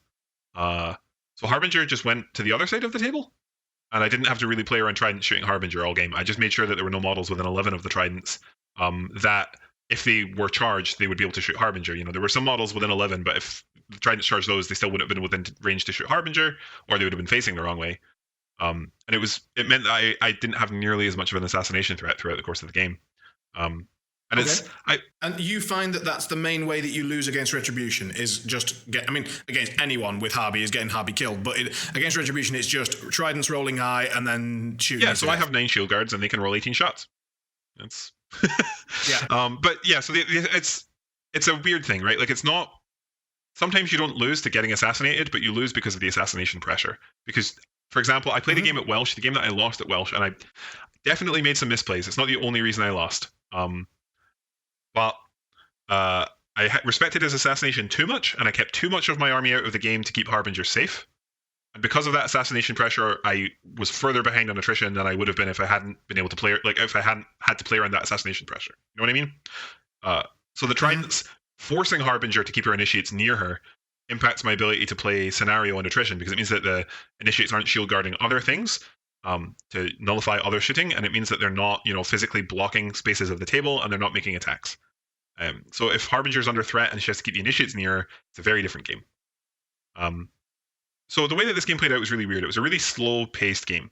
I moved my stuff up on turn 1, sat outside of all of his turn 1 gun ranges because, and he moved up all of his things. And like I said, I saw where he put his Tridents, and I was like, I can go for maybe an interesting gamble here to exacerbate this issue a bit. He had one of his Tridents in, what I mean if I say center right? If you take the center of the table, center left, you take the center of the table, and then it's on the left side of that. You know what I mean? It's immediately in the center left, right? Yeah. And then the other Trident is next to that Trident, also on the left. I put Prey on the one in the middle, the one nearest the middle. And then I put my Idrians in a way that they were central-ish, maybe a little bit on my right, and in the hope that he would fly his Trident further away to negate my Prey, and he did. He moved his Trident so that it was even further out to the left, which just at that point I'm like, right, Harbinger probably isn't going to die this game, at all. It's just the only things on that side of the table really are going to be a couple Harpies, and there's an AFG, but the AFG can't see through the forest because it's a battle engine. So I'm just I can just take refuge behind the forest, and I only need enough shield guards for any Harpies that are nearby. And Gareth's gun himself. So with that in mind, I was like, right, okay, how do I win? And I decided I was going to go for a scenario play this game, because playing actual attrition into Retribution battle engines is really obnoxious for Menoth. They pretty much have all of the control on when you get to commit. It reminds me a lot of playing Cricks back on Mark II, or I suppose maybe a bit like playing Iona a little, where your opponent has most of the agency in the models that you get to attack. It's up to them to put the models forward that you get to hit. you're not the one really making the move so much, which you often are with Harbinger. But with Ret, because of the particular kind of stat lines on their models and the way that the threat ranges and stuff play out, it's usually down to the Ret player to decide what you get to hit. So I was like, right, scenario is probably the play. I'm probably not going to be able to like convincingly win an attrition. And bunkers is a great scenario for Harbinger. So we move up. I take some initial pot shots, but nothing really dies. I think I lost a champion because he got mortality'd and killed, which is fine. Like, I don't mind.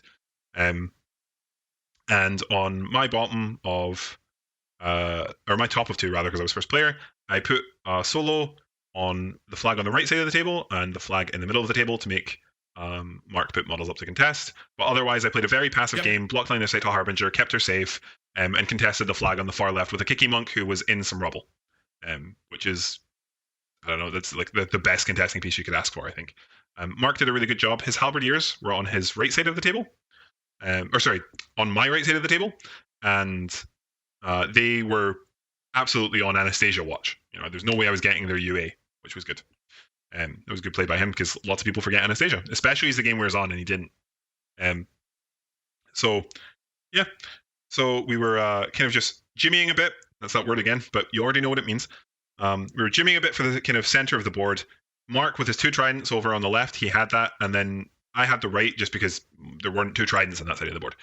And the AFG, it can put down rough terrain and stuff and be annoying, but its actual output isn't that high into a list full of initiates that I can mortar. Sure. So the AFG kept advancing this game. It's the furthest forward I've ever seen that model in my life. It advanced every turn of the game. It advanced 4 inches every turn. At the end of the game, it was literally contesting the middle flag. It was really weird to see. But yeah, so on the right-hand side of the table, Mark contested with 2 halberdiers. And in the middle, he put a ghost sniper, just contesting the flag on the far side of the forest. And otherwise, he contested the flag, the flag on the left-hand side with a trident. And I'm like, right, okay, that trident's gone. And then bottom of 2, we scored our own zone each because it's bunkers, and that's how bunkers works. You always get to score your own zone on turn 2. Like, it's just how it is. So on my turn, I'm like, right, okay, I think I can make a play here. You haven't contested with very many models. So I had champion on the right-hand side of the table go and kill some halberdiers contesting the flag. Oh, sorry, it was 3 halberdiers, not 2. The champion went in with, I think, guided hand, killed one of them, killed the other one with his lance attack, and then my monk advanced and sacrificed. Oh, sorry, the champion also repositioned onto the flag. The monk actually didn't go into shifting sands.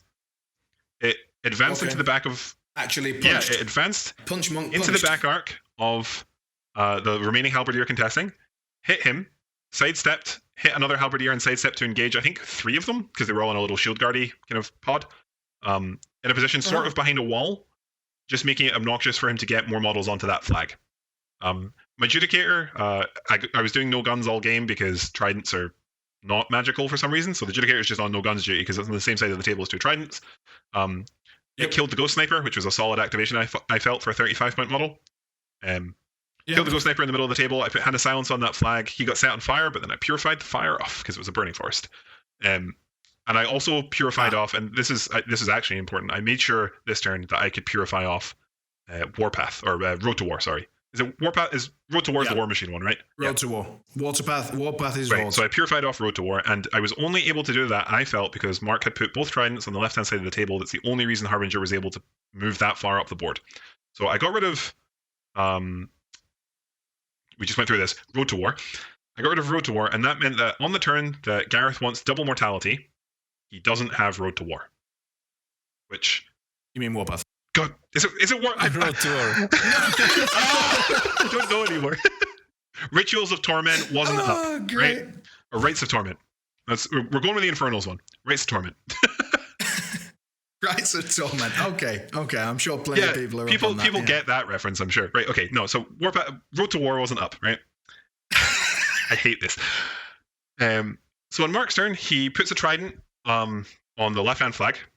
He tries to kill my Kicky Monk that was in the rubble, but it was a Kicky Monk in rubble, and it just walked around some arcs and stuff like that, and was Def 22, so, whatever. The other trident, along with more... So Gareth, sorry, I contested his zone with an Idrian in my turn. I should have finished my turn first, sorry. I contested his zone with an Idrian. I scored my own zone. I scored the middle flag. I scored the right flag, and I went to 4-1. I'm up 3, right? And at that point, Mark's like, right, that's scary. So Double Mortality comes out. He Mortality is my paladin that's on my right-hand flag. He Mortality is Hand of Silence, and he stabbed the Adrian out of my zone. And then feated and repositioned back into safety because I have a Rat 1 Judicator, and as mentioned, the table was rubble.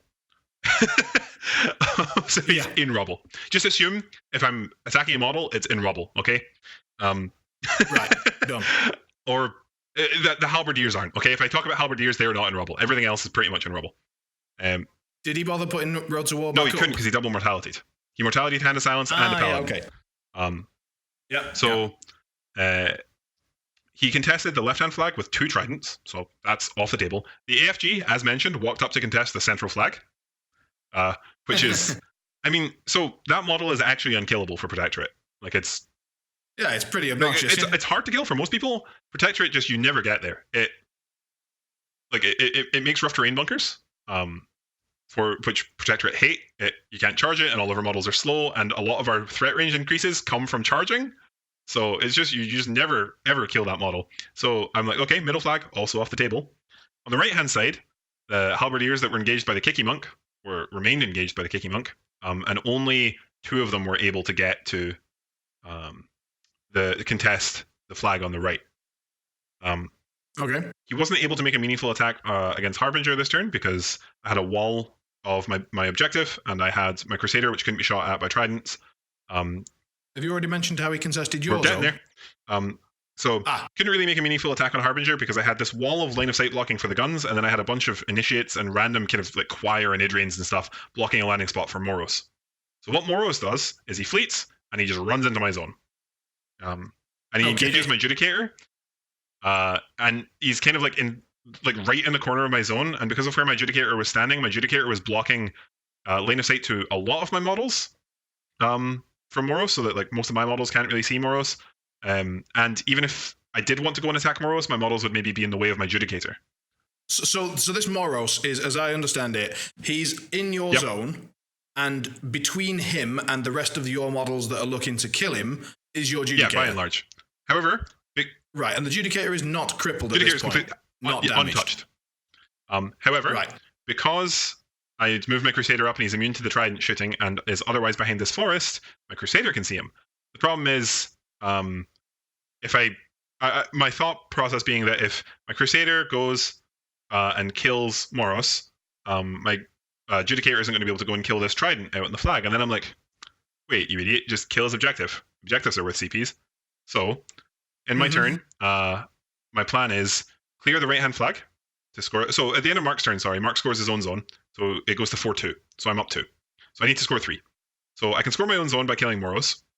I can kill his objective, and then I can score the right-hand flag because there's only 2 halberdiers contesting it. So Anastasia comes on, kills one of the contesting halberdiers. She's amazing. And my Kicky Monk walks, because he has parry, walks out of the halberdiers he'd been engaging, and kicks the other halberdier to death and sidesteps onto the flag. Then my Crusader it had Hand of Vengeance because it was within 5 inches of Hand of Silence, who was on the middle flag. So it's Mat 8 with Choir, it's power 22. It gets not Crusader Skull, it gets Guided Hand from Harbinger, and it charges into Moros. And did miss one of the 6s, which was pretty spooky, because at that point I'm like, but turns him into a hat. And then Judicator with 3 focus walks up and blows Mark's objective to pieces. The only kind of problem with this turn is Gareth's feet's up and he needed to contest his zone. And Gareth's feet, for those of you not in the know, means that basically if you run a model into his control range, something in his control range gets to shoot you, and it has Black Penny for the shot. And Gareth had, I think, 3 Harpies and an AFG, and those models can all push you if they hit you with their guns. My plan is run a model into the zone. It gets shot at. It either has to be run a model into the zone in such a way that it's base to base with the AFG, right? If the AFG shoots it, it'll get pushed away from the AFG, and I let it die. That's fine. Then I run another one in, and the model one model can only shoot you once a turn on Gareth's feet turn. Something else then has to shoot this model that's touching the AFG, and because it's touching the AFG, it's going to get pushed into the AFG and not out of the zone. And then I martyr that model once, and that's me contested. So I run my first model into the zone, and Mark misses, and that's the game. Didn't even have to go through all of those gymnastics. You'd worked out this elegant plan, And then he rolled a 3 like a good player. So that's how that game went. And it was a really interesting game. It was one of those games where I've got my sheet here. I scored 14 army points for killing models. But at the same time, I felt like I had. Well, that sounds like harby. But I felt like I had the game in hand the whole time.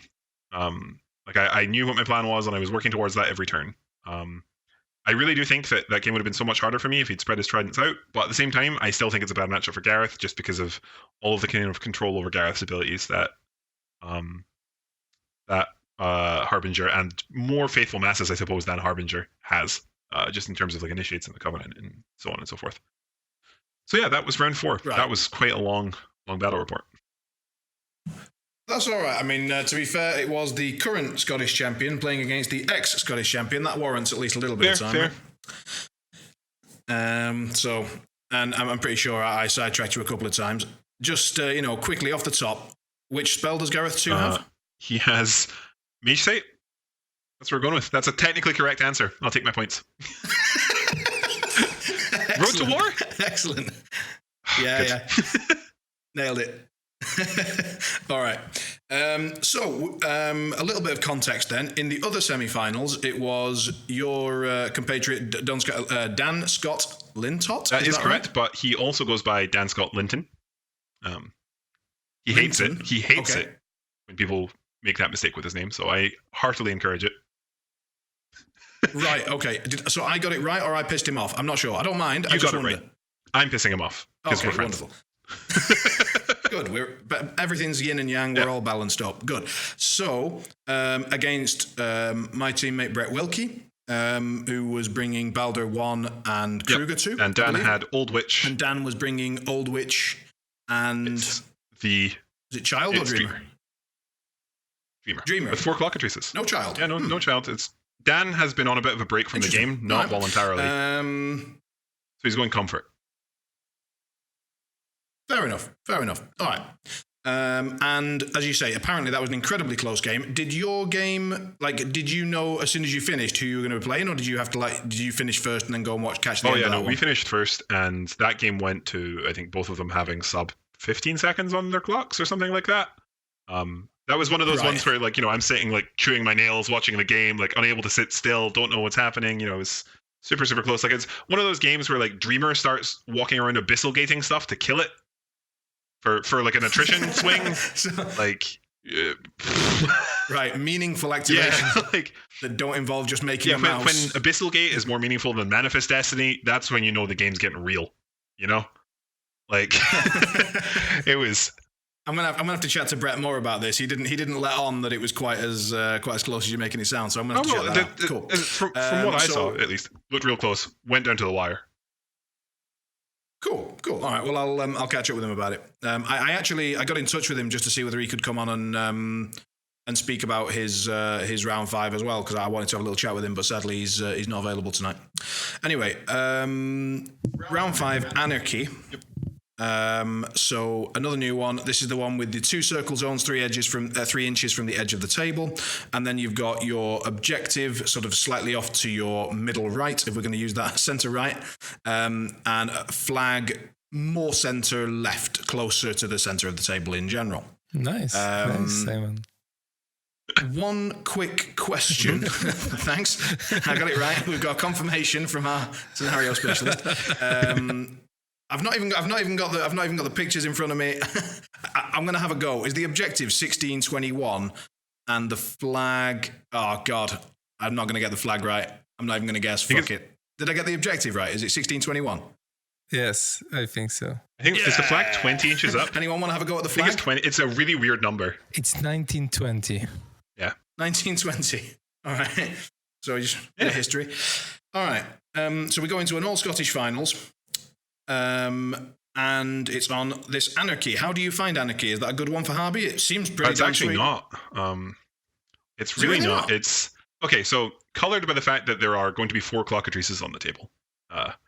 Right. In general, if we ignore clockatrices, in general, still no. Harbinger. So before in the previous scenario packet, most scenarios, what you'd be able to do with Harbinger is fully exert your command range into a zone. It would also cover your defensive element. And then you would also be able to meaningfully contest with a position of relative safety for Harbinger, right? To do that in Anarchy, she needs to be in the middle of the board. Pretty much. Yeah, really? So to meaningfully, I think, contribute to both circles in such a way that you can really look to score one, you're pretty much not contesting the other one with martyrdom, is kind of how that goes. Okay, but don't you just, I mean, like, to counterpoint, mathematically, can she not stand relatively safely, simply contest both circle zones forever and a day and just score one every turn and the opponent doesn't get to do that? Like, isn't that Harby's game plan all the time? Sort of, yeah. You can sort of do that. The thing is, it's okay, so the score... Why do you need to score a circle zone? You don't. Like, why? You don't, right? Don't get me wrong, you don't. But they can, like, they can't kill your models, maybe. So, like, if they have no outs to martyrdom, okay, let's go with they can't kill your models. You can still throw them away from the flag or something like that. You know what I mean? They're still outs. And if they do have martyrdom outs, they can look to score circles. If you're, even then, because the circles are wide in this zone, like in this scenario, it means that Harbinger's like they are, front, center, in the middle of the table, probably in range to be attacked by quite a lot if you're looking to martyr into both. At least if you're looking to martyr into both when you're not like, you don't have like a large base model on the edge of the zone, you know what I mean? Like poking out. So it's basically the scenario just pulls her in two directions at once and you kind of have to just pick one. Okay, so she's not actually delighted. Oh, well, I'm very glad to be wrong. So then we throw into the clockatrices into the mix and things are interesting, I guess. So first of all, which list did you pick? I'll actually just talk about list selection because this is the list selection that took the longest in the tournament. So I have Harbinger and Krios 1. My Krios 1 list is designed to be good against the Dreamer 2/2/2 brick. There's a lot of ways you can win that game. You can win by just feating with Krios and killing the Cage Ragers, and then with no Blessed, the Grimkin can actually struggle to kill your 2 armor buff Judicators. You can, if they misplay, you can feat and just kill both Scanning ones, and then even with Blessed, they struggle to kill your 2 Judicators. If they mess up too hard, you can sometimes get the Death Knell, and then everything just falls like a house of cards. You can kill Dreamer sometimes if she's not careful. Like Lamentation is incredibly annoying for Grimkin. They hate that. Like, they just hate Lamentation in general. Just for other people, what does Lamentation do? So Lamentation is double the cost of upkeeps, upkept on models in Krios' control area, and also double the cost of spells and animi cast in Krios' control area. And Clockatrices hate paying 2 for Time Luck, and Cage Ragers hate paying 4 for Wraithbane, which means that Dreamer has to do those things. And on top of the fact that you can purify our Artifice of Deviation, which is Dreamer's main as a caster shooting tech, it kind of, you can get to a point where you're just stretching her fury really, really thin. I love asking questions as if the information's for the listener, and it's just that I've totally forgotten what Lamentation does. That's good. Sure. So it's good against that. Dan, I'm just like, so some people might not know what it means. Me, for example. For the listeners at home. Yeah, for the listeners at home, for those who don't know, newer players, inexperienced. So Dan didn't have the 2/2/2 list. He had, so he has Dreamer, but it had 4 Clockatrices, which at first, my first thought is that's maybe better for Harbinger. So the main thing that makes Grimkin so overwhelmingly bad for Harbinger, or at least pre-Clockatrices, is an Arcana called Accursed. And I will actually explain this Arcana because there's a bit of play to it and it's not very common. Accursed is if I, the player playing against Grimkin, damage a model with a corpse token, then they can pop the Arcana, and what it is the Arcana says enemy models in the Warlock's control area basically can't be healed, can't tough, and unless they are a construct war beast, they become living models. That's pretty much what the Arcana does. And turning off Martyrdom in your control range is devastating for Harbinger, especially when you get to pick when you pop it. So there's always this game going on when you're playing against Dreamer with Harbinger where you're like, right, I have to do things with my construct models in a very specific turn, because what you're trying to do is get them to pop a cursed on a turn where they have to attack your models that are constructs, and you wouldn't have been able to martyr them anyway, right? So you're trying to get them to hit your warjacks, basically, is what I'm saying. So if it's a turn where they have to kill your Crusaders or your Judicator or whatever, that's when you want to force them to a cursed. And you can do that by committing the Judicator on the turn that they pop a cursed. And then if you can kill the Death Knell, you can kind of like soldier on to a victory, right? But with 4 Clockatrices, the number of models in the list with corpses has gone down, so you can actually make more meaningful attacks. Normally in the standard 2/2/2 build, you can't hit the Death Knell, you can't hit the Cage Ragers, you can't hit the Skinning ones, which basically mean that those models just walk around with parry, killing all of your models, and forcing you to trigger a curse at a time that is bad for you. With 4 clockatrices, you can just hit them, which is great. You're a little bit afraid that the Judicator is going to deviate onto skin and ones or something and spike a damage roll and lose you the game, but other than that, it's mostly fine.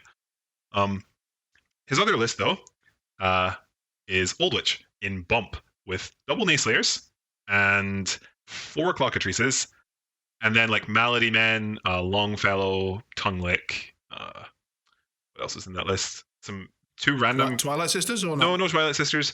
2 random cast imps were chilling in there. I think that's pretty much the list. Just the kind of like the goodish Bump models. But so this Krios list, like I said, is quite good against Dreamer. Dan and I have played that match before. He is not comfortable playing it. Old Witch, Windstorm, very, very good against double Judicator. Double Nayslayers. Nayslayers have, since they got their new UA, an ability that will let them feign death. They gain feign death for a round and it knocks them down. Having feign death is really good against Krios 1. Just in general, he likes not kicking people down. So I was feeling a bit of list pressure here. I was like, right, okay, I need to make the right choice, because if I want to drop Krios into Dreamer. If I play Harbinger into Dreamer, I think that's really, really bad. I think I can play Harbinger into Old Witch because it's a bunch of like living models by and large. The problem is the clockatrices. And I really, really don't want to play Krios into Old Witch. I'm just going to get crushed. So I went with Harbinger because I felt like it was the safer one. Regardless of what Dan dropped, I'd probably get to at least try a game, as opposed to if I play Krios and he plays Old Witch. And Dan dropped Old Witch. And did you ask whether his Old Witch was whether his Old Witch was in some way with Harbinger in mind, or? Well, he said he wanted to play it into Harbinger, but also he acknowledged that it was very good into Krios. Right, so he'd considered the matchup, he'd considered the implications. Yes. All right. I mean, I assume he did. Obviously, he's a very good player, but I just meant whether it was a specific tech or whether it was like he accidentally caught your pairing in his choices. I think it's a bit of both. Okay. So the other thing is the Nayslayers, in addition to being able to pick Feign Death, they can pick Gravis Winds, which is obviously good into Harbinger, because as cavalry models, when they charge, they can get boosted attacks, which can kind of get around all a little bit, and you can put Gravis Winds on stuff and kill them. But my thought process is, that doesn't matter. Harbinger's going to be hugging the kill box all game. There's 4 clockatrices. I'm not going to be able to martyr anyway.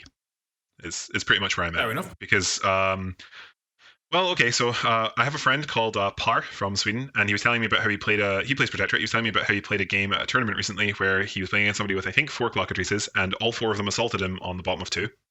By him, I mean his Warcaster. All 4 assaulted on the bottom of 2, and did maybe like 9 points of damage or something like that. And then on the crackback, he's going really hard, trying to kill as many clockatrices as possible. Turns out when you try and kill as many clockatrices as possible with a melee army with limited threat ranges, you kill 1. And then the other 3 assaulted and killed his caster. And I was like, okay, well, that sounds like a fun and interactive experience. So let's not have that happen. Yep. So Anastasia, I think, literally won me this game by herself. Okay. She won me the roll for first turn. I rolled a 7, which is a negative play experience, according to Privateer Press. And but on the plus side, your opponent got to roll some dice at least. He did. Oh wait, no, he didn't. No, he did, and he had a reroll. Still doesn't beat the 7, but anyway. No. And there was a forest. Did he take the reroll? Yeah, because I mean, obviously, it's a man of standards. Like, so it was exciting. It was a positive play experience. He got to take it. He got to roll dice twice. Exactly. Apparently, that's better. Yeah, it is. So there was a forest. I shit you not. That was maybe like 5 or 6 inches across, less than 3 inches wide, and I had a judge come over and be like, Fraser, can I be behind this forest and not kill box myself? And this forest is about 12.2 inches up the table. He's like, yep. Oh, okay. So I'm like, Dan, taking that side. So I won't talk about Harbinger's positioning much of this game. She's behind that forest. It's not really in range to martyr much relevant, but she's safe, and that's the important bit. Right. Oh, sorry. Dan's list also had Murder Crows in it. He has a unit of Murder Crows. That's what I was missing. Okay. So the way that this game played out was I took second. Dan ran his stuff up. He, just did standardy Grimkin stuff. I ran my stuff up, and I did a kind of what I felt was maybe a weird thing. I ran my Judicator really far out to the right, to make it so that his clockatrices would be stuck on a side of the table where they couldn't see Harbinger for her forest. Harbinger was also on the right side of the table, so they couldn't really attack Harbinger. And if they wanted to pressure Harbinger, they would be coming close to my Judicator, is the idea. Right. And in the middle of the table, there was a forest, which most of my army kind of hid behind in the early turns, just so that they didn't get fucking screamed into next week by clockatrices. Dan had 1 unit of Nayslayers on each side of the table. one Malady Man with... Oh, he had a Grave Ghoul as well. That's his third requisition option, sorry. He had the Grave Ghoul, Longfellow, and Tonguelick in the middle, Old Witch also roughly in the middle. So quite kind of like a symmetrical deployment. Okay. And then I have, like I say, my Judicator on the right-hand side, my Crusader kind of in the center, because I want it to be able to hide behind the forest, be near my objective for Pathfinder, and kind of just wait and make it so that Old Witch can't really bully the whole table because it threatens to charge her through the forest. And also, I don't want it getting charged by a Clockatrice because it loses that trade really, really badly. Because, it like a Clockatrice isn't going to one-run a Crusader, but a Crusader is going to come even less close to one-running a Clockatrice. So... Fair. So, because Harbinger's stuck behind this forest, I'm like, right, okay, I'm going to have to play this game without Martyrdom for most of it. On my turn 2, I was able to move her up a little bit, because the Clockatrices just weren't physically far enough up the table yet to assault her to death. But for the game, she just sat behind that forest pretty much. And the way that this game went down, I had the Covenant sitting behind this forest in the middle of the table with a bunch of Idrians kind of kicking about. But with Windstorm, my Idrians didn't accomplish much other than killing the 2 Cask Imps that came forwards in the early turns. My Judicator, I think, sprayed another... No, actually, I don't think the Judicator did anything. I think it literally ran on turn 2 as well, which is a weird thing to do. But one of the problems I was having was he had a unit of Nayslayers on the right-hand side, and Nayslayers with Boundless Charge and Desperate Pace threaten a long way, and are really scary for my Judicator. My Judicator doesn't have an armor buff, so they're swinging at my Judicator at dice -3 with boosted damage on the charges. And on top of something like... From 15 inches, right? Yeah, 15. If he feats to put Boundless Charge on them, yeah. Because with the feat, the Boundless Charge goes to cost 1, so you can afford to put out a lot of them. And then on the other side of the table, there was another unit of Nayslayers. And because Harbinger is stuck on the right-hand side of the table, behind this forest, I can only really martyr stuff near my objective. I can martyr my flag. I can martyr a model standing 4 inches away from his flag near Harbinger, maybe 2 models if they were base to base. And I can martyr the right-hand circle. I can't martyr the left-hand circle at all. So the left-hand circle has all these Nayslayers. I run a unit of Initiates in there, because Initiates are actually quite good at absorbing Nayslayers, because the +7 armor piercing isn't so good when the models have +6 to their armor. And my champions were kind of just running around killing the Nayslayers on the right-hand side of the table. Knocked themselves down because the Judicator could still threaten to walk up and just deviate all over them, even though he controls the direction. If I just roll low numbers, I can kill a bunch of Nayslayers. So they knock themselves down, make it so that I just couldn't target stuff with the Judicator. But I was able, because of that, my champion was kind of able to go in, kill some with impact attacks, kill some with the lance, and just repo. Not be in martyrdom range, but most of my stuff isn't in martyrdom range for this game anyway. And I think the key turning point of this game is 2 things. One was my champion on the right-hand side of the table had Prey on it. And it wasn't in martyrdom range. It got Gravis wounded by some Nayslayers and killed. And Prey shifted to the 1 unit of Initiates I had contesting the left-hand circle. And a unit of Murder Crows came on the same turn that this happened. And together with a Clockatrice paralyzing them all, being charged by a bunch of Nayslayers, and some Murder Crows coming in with Prey and Gang, my Initiates were taken out of that zone. One lived on like a few boxes, because all that could get to it was 1 Murder Crow on 1 back one that was in the zone. But on that same turn, Dan activated Old Witch, advanced first, then tried to cast Windstorm and was within 10 of the Covenant. Okay. Which the Covenant had been doing no spells, meant that he didn't cast the Windstorm, and he just had to drop Fury with her instead. I think maybe he boosted an attack. I think he was maybe moving up for a melee attack on an Idrian near his flag. Okay. And Dan didn't. He was very disappointed with himself, and he was quite upset. We had a discussion about takebacks, which we could maybe have. It's not particularly pertinent to the game, but it's always a topic that I think merits discussion. But I didn't let him have the takeback. He was stuck. Didn't have Windstorm for the turn.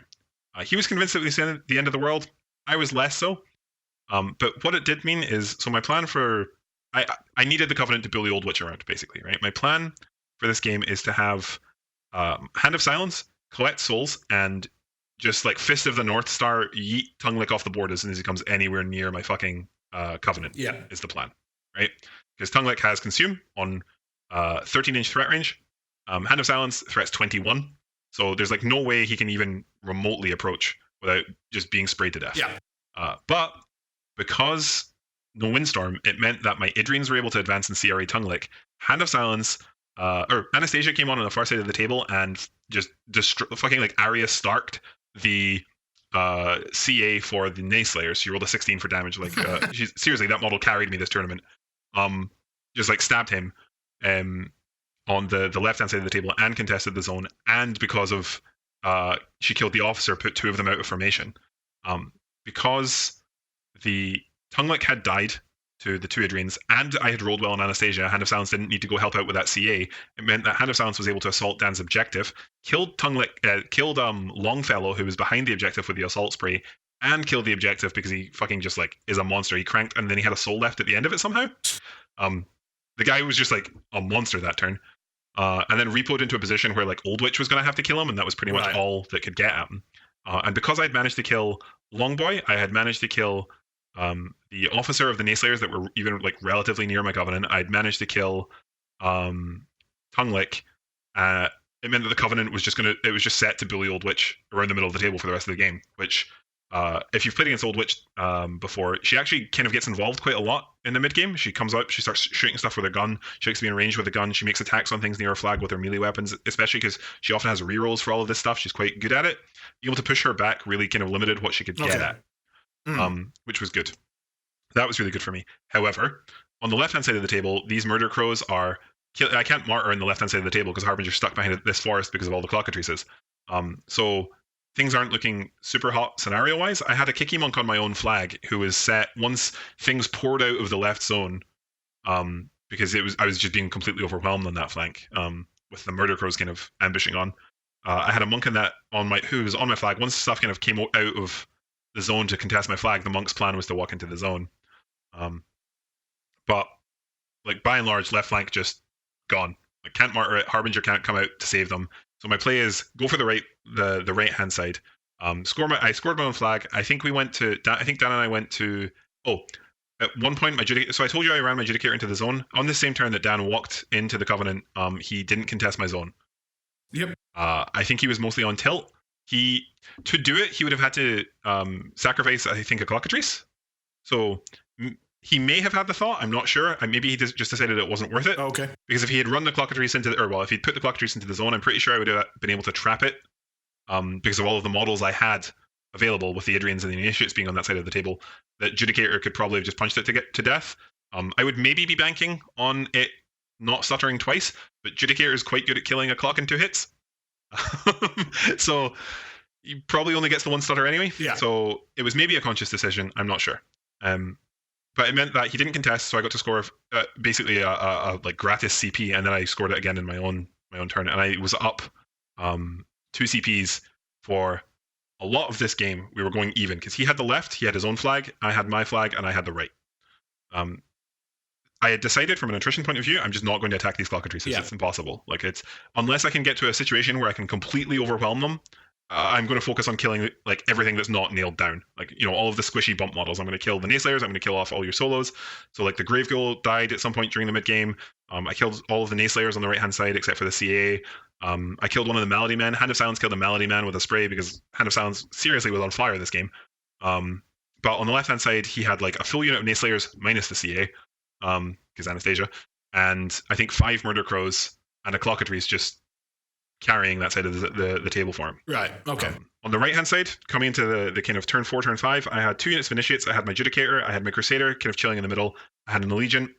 I had 2 Allegiants, one on his flag, one near his flag, which had been is getting like chain thrown away by paralyzed by aiming sprays that had Grave Ghoul rerolls and then thrown away by Clockatrices. And I have another monk on my own flag. And I'm up. I don't know what the actual number is, but I'm up 2 CPs. Mm-hmm. And then in one of my turns, I forget to walk my my Allegiant into the left-hand zone that Dan had completely won. And now I'm only up by 1 CP. Which is... Sad times. Maybe time pressure, worrying. or? Yeah. No, not even. Just, I'm an idiot. Okay. Like, just pure bad play. Forgetfulness. So the game grinds down to the point where I've basically killed everything that isn't like nailed down. I'd started seriously pressuring Dan's flag to keep which forced his Clockatrices to contest his own flag, which meant that it was hard for him to contest his own flag and the right-hand zone, because if he puts 1 Clockatrice in the right-hand zone, Judicator can just charge it. Even if it stutters away, I can position it in such a way, because the Judicator is a big base with reach, he can't stutter and still be in the zone, is what I can do. And as a result, it makes it hard for him to contest. Yeah. So we get to a point where, because it's getting harder and harder for me to contest the left-hand zone, and I have only a couple of token Idrians in the way, as we come into turn 6, I'm like, my Idrians have like formed an orderly queue around this forest in the center of the board, and they're just running into Dan's zone. Everything that goes in there explodes, and we're having a fight around Dan's flag and in the migrate zone. There was a turn where I wasn't able to clear my own zone because there was a Clockatrice in there, and I decided to go for the attrition play. I think this was my turn 6. And he had 2 Clockatrices near his own flag, and another Clockatrice in the back of the zone that I had been scoring. I decided to ignore the Clockatrice in the back of the zone, and I can send a Crusader into the 2 Clockatrices near his flag. And once the Crusader's finished activating, depending on where his starters go, I can send Adjudicator in afterwards. I managed to kill a Clockatrice, and I think I punched the other one for like 18 damage or something like that. And it started around. And it got, like, with some initiates and things like that, it was really, really beaten up. And we went to, I think, scenario parity. Okay. Then, in Dan's turn, he wasn't really able to achieve a great deal, but he did score the left-hand zone. And then in my turn, I was able to score Dan's flag and the right-hand zone, because I was able to kill off 2 of the Clockatrices. One of them had to start her to a place where it was either going to die or not contest, so he chose to just not contest with it. And I think I ran my penultimate Idrian into Dan's zone, and I went 1 up. In Dan's turn, he goes 1 back with contesting. And then in my final turn, Harbinger comes out from her forest, martyrs an Idrian through an old witch free strike into his zone, camps the rest of her focus, besides the sum that she'd allocated to the Adjudicator. The Adjudicator uses the rest of that focus to clear out my zone, and I kill the stuff near Dan's flag, and I go, okay, you need to kill this Idrian in your zone to go to tiebreakers. And Dan, I finished my turn with 10 seconds left, and I made sure I had a minute to do the whole turn. I made sure I had 10 seconds so that I could martyr. Because if Dan wanted to kill that Idrian, he was going to have to do it through Harbinger's entire health bar, or with the 15 seconds he had, he was going to have to try and kill Harbinger, who was on, I think she martyred for 2 when the Idrian ran into the zone, so she was on 15 health and 7 focus, I think. Yeah. And I passed turn, and I'm like sweating, I'm freaking out, I'm like, Jesus Christ, this is so close, and Dan's like, good game, I can't win in this amount of time, well done. And that was it, right. Scottish Masters. So came down to literally 1 CP ahead on the bottom of 7. It was an insanely close game.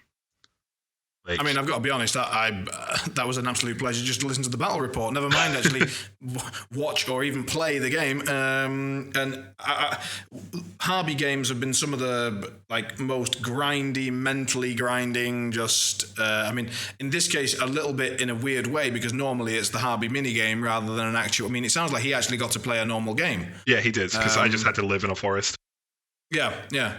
Which is, in a way, a shame, because it's like, he has Clockatrices, these 13-point models that just dictate how a game goes. But it does stop the harby minigame from just taking over. So, balance through imbalance. Right. I have a couple of notes through what you were saying, and just wanted to sort of briefly touch on them. I know we've been going for a while, so I won't take too long. No worries. Line of sight blocking terrain. You mentioned, so our line of sight blocking terrain was a forest in the middle.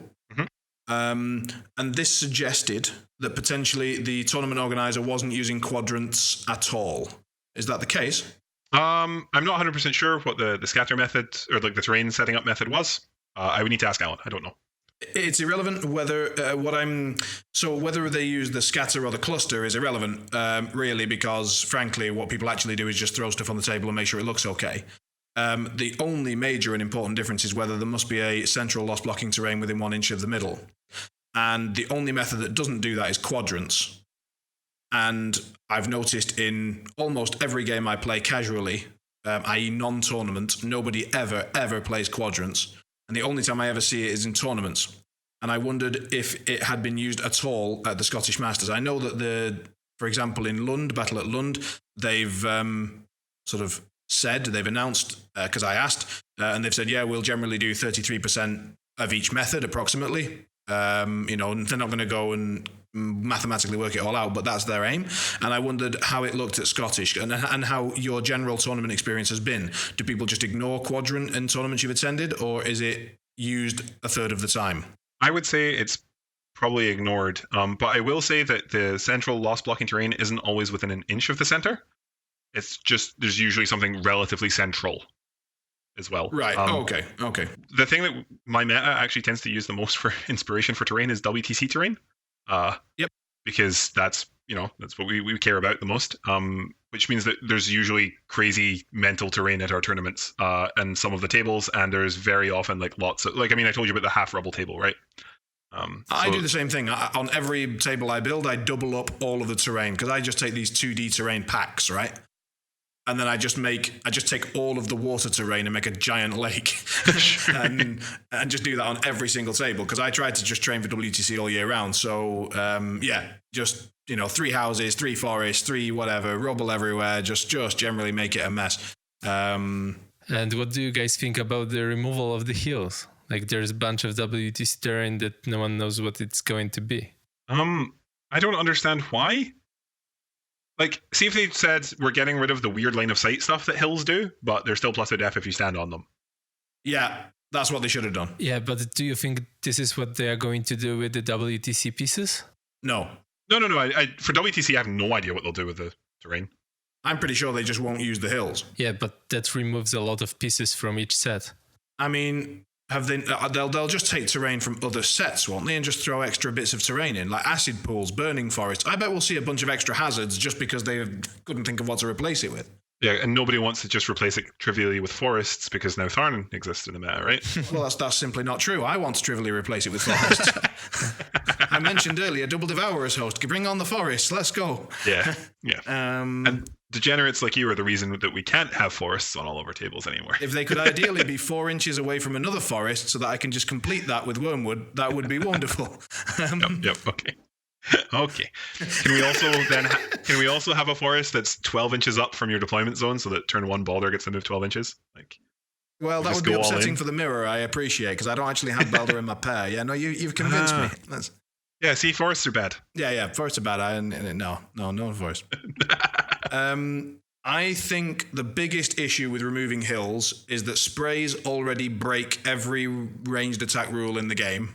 They're ridiculous. Yep. And they've removed the only defense that ever existed against them. Yep.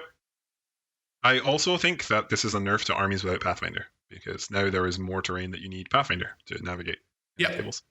Yeah. Speaking from a Protectorate point of view, fucking sucks. Yep. Speaking from a circle point of view, woohoo! Yeah. I don't know, man. Like, think about all those Goraxes. Oh, our Gorax Rager is a sad guy, yeah. I mean, he's an angry guy. I'll have to take him out of the list. Yeah, you need to remove all from your lists. What is happening? This was a coherent podcast a minute ago. Right, moving on. Dragging us back into coherency, you alluded to a discussion on takebacks. And I think that is an interesting topic and one that would, as a finishing piece for this podcast, be interesting to talk about. So we've got 3 tournament players with, I assume, different or potentially similar approaches to how takebacks should be in different situations. So let's discuss it. All right. You brought it up, so you tell me your policy. Sure, hold up. First, I just want to say, games from the Scottish Masters the top table games were recorded. They'll be available on the YouTube channel. It's called Scottish Meta, all one word. You'll be able to see the game that I was talking about with Dan, and you'll be able to see the takeback that we're about to talk about on that channel. They'll probably go up in maybe a couple weeks or something. Cool. Okay, so here's the situation, right? I am a big believer that if you are moving models around in your own turn, and you're like, I'm not 100% happy with positioning, or I put this here carelessly because I just wasn't thinking and I'm a bit of an idiot, that it's well within your rights to, I'm going to say Jimmy again deliberately, Jimmy that model, as long as it's, somewhere that model could obviously also have gone, right? See if you're moving a model to somewhere that it's potentially ambiguous of whether or not it would have been able to run or advance there, don't do that. But if you're okay, these models are running 12 inches, you've run it 8 inches, and then you're I'm actually going to shimmy this just a little bit here, I'm totally okay with that, as long as it's in your own turn, okay? That's my stance on Pagani, as it used to be called. Turn, I want to just clarify because I think it's important. In your own turn or in the activation of that model? Both. So if I move a unit of Ravagers, yep, I misplace one of them. He's I suddenly realize that he's within charge range of a trident and that's going to give, problems. I then, finish the activation of that unit. I move over, do a full activation of a feral, and then notice that I've buggered up the Ravager positioning. You'd be okay with me moving that Ravager back? Yes. Interesting. Okay. Tomasz? Not remotely a problem. I'm in the same boat. Like, if it's your turn, it's probably fine. Interesting. Especially, like, if you've noticed your own mistake and you have not activated anything else in a meaningful way, that's probably just fine. I don't have... So, I realize you want to say some more, but I don't have a problem. So let's say Ravagers move, mistake was made, fine. And then they just start moving the feral and they say, right, I'm going to walk for strength. And then I'm going to, hang on a second, sorry, I've buggered up this Ravager. Can I just move him back? Yes. Of course. I have no issue with that. However, Ravager goes up, rolls a 6 to hit, rolls 15 on damage, rolls 6 to hit, buys boosts, finishes its activation, and then, I've messed up this Ravager. Oh, that's a bit different. Because I did that. That was the situation that I gave. They then activate a feral, complete its activation, and then try to rearrange the Ravager. Because I don't think I would accept that. I don't think I would allow that. I think it's different if the model made attacks, right? Yeah. So like, so if the Ravager made attacks and there was presumably a model that it was attacking, and because it was a Ravager attacking it, that model's no longer there. Yeah. Right. If you position the Ravager in such a way that, like, if you're like, could I have put this here instead in a position where it was obviously still able to attack that model, I'd be fine with that. But see if it was a position where you're like, kind of an irrecoverable game state, we don't know exactly where the model was. I don't know if you could have been that far away. Probably not going to let you move the Ravager. See if it's something like it's turn 1 and I'm running my Idrians in front of my army, and I'm like, I've put these two Idrians too close together. I can't run Hand of Silence through the gap. I'm just going to Pagani this guy like half an inch left so that now there's enough space for a large base to go between these two Idrians. That's the kind of thing that I mean specifically. See, once it gets into the position of like models that have started making attacks, that means that there are positional constraints on the model. It gets a bit more difficult to kind of repair the game state. But see if it's a movement that like has basically no impact on the game state during your own turn, I have no problems at all with you correcting it. You know what I mean? I'm with you. And now I'm just going to check. Tomasz, do you have anything you want to say about everything we've said so far? Not really, no. You're okay, right. I want to move that. So I agree. I mean, everyone has their own levels and degrees, right? And I think that Tomasz is one of the people I know who will give the most takebacks of anybody I know. Like, he will allow you, even in a tournament, Tomasz goes to the point of maybe suggesting a take back. I do that. Like, it's like, you might want to just, even in tournaments, which I think is particularly good. But what happens when it's round 7, there's 3 minutes left, and someone doesn't leave the gap for the Hand of Silence to move through? Oh, that's a difficult one. Yeah. Because while that is generally an activation that I would normally, of course, just move the guy. No problem, you go through. But when we're in round 7, or there's a couple of minutes left, I think the time is actually the bigger thing rather than the round. It's the fact that the constraint of time is to make it difficult not to make those kinds of mistakes. And if you remove that deficit from the time pressure, then you affect the game, because if one player is playing for time, not in the sense that they're doing anything untoward, but just that they've realized the clock is their win condition and they're playing towards that win condition, then mistakes are very important. A game that I was told about recently, where many takebacks had been granted during the game, so the player had allowed the opponent to fix many small mistakes, and the opponent was maybe having a bit of a bad day and, a bit rattled or whatever, and making a few more mistakes than they might normally. Allowing those takebacks, but then we get down to this low pressure situation, and the original player says, look, you need to score 2 to win. That's true, but you need to do it right. Like, you need to score it. You need to do it properly. Yeah, and you've got 2 minutes. And then clocks over to him and says, right, you've got 2.5 minutes. You need to score 2. Go. And that player then proceeds to make yet another mistake. And this time the takeback isn't granted. But I think with a vocal warning, like, you need to do it right, it's obvious what they mean by that. Like, there's no takebacks coming here. Pay attention. What are your feelings on that? That's a difficult one. I think the time pressure thing is really hard. It's really hard to articulate when time kicks into a War Machine game. Because you're right. My initial thought is if somebody makes a positioning mistake that messes their own models up like that, and there's 2 minutes left on the clock, it's probably as a result of time pressure and not carelessness. Yeah. And that to me feels like that's the thing I'm less likely to give a take back on. But I don't know if I can necessarily articulate why. I'm trying to think if something like that's ever happened before. There was a situation so I generally will never ask or give takebacks on rules like countercharge. Sure. That's because that's the rule, right? The rule basically doesn't function if you give takebacks around it.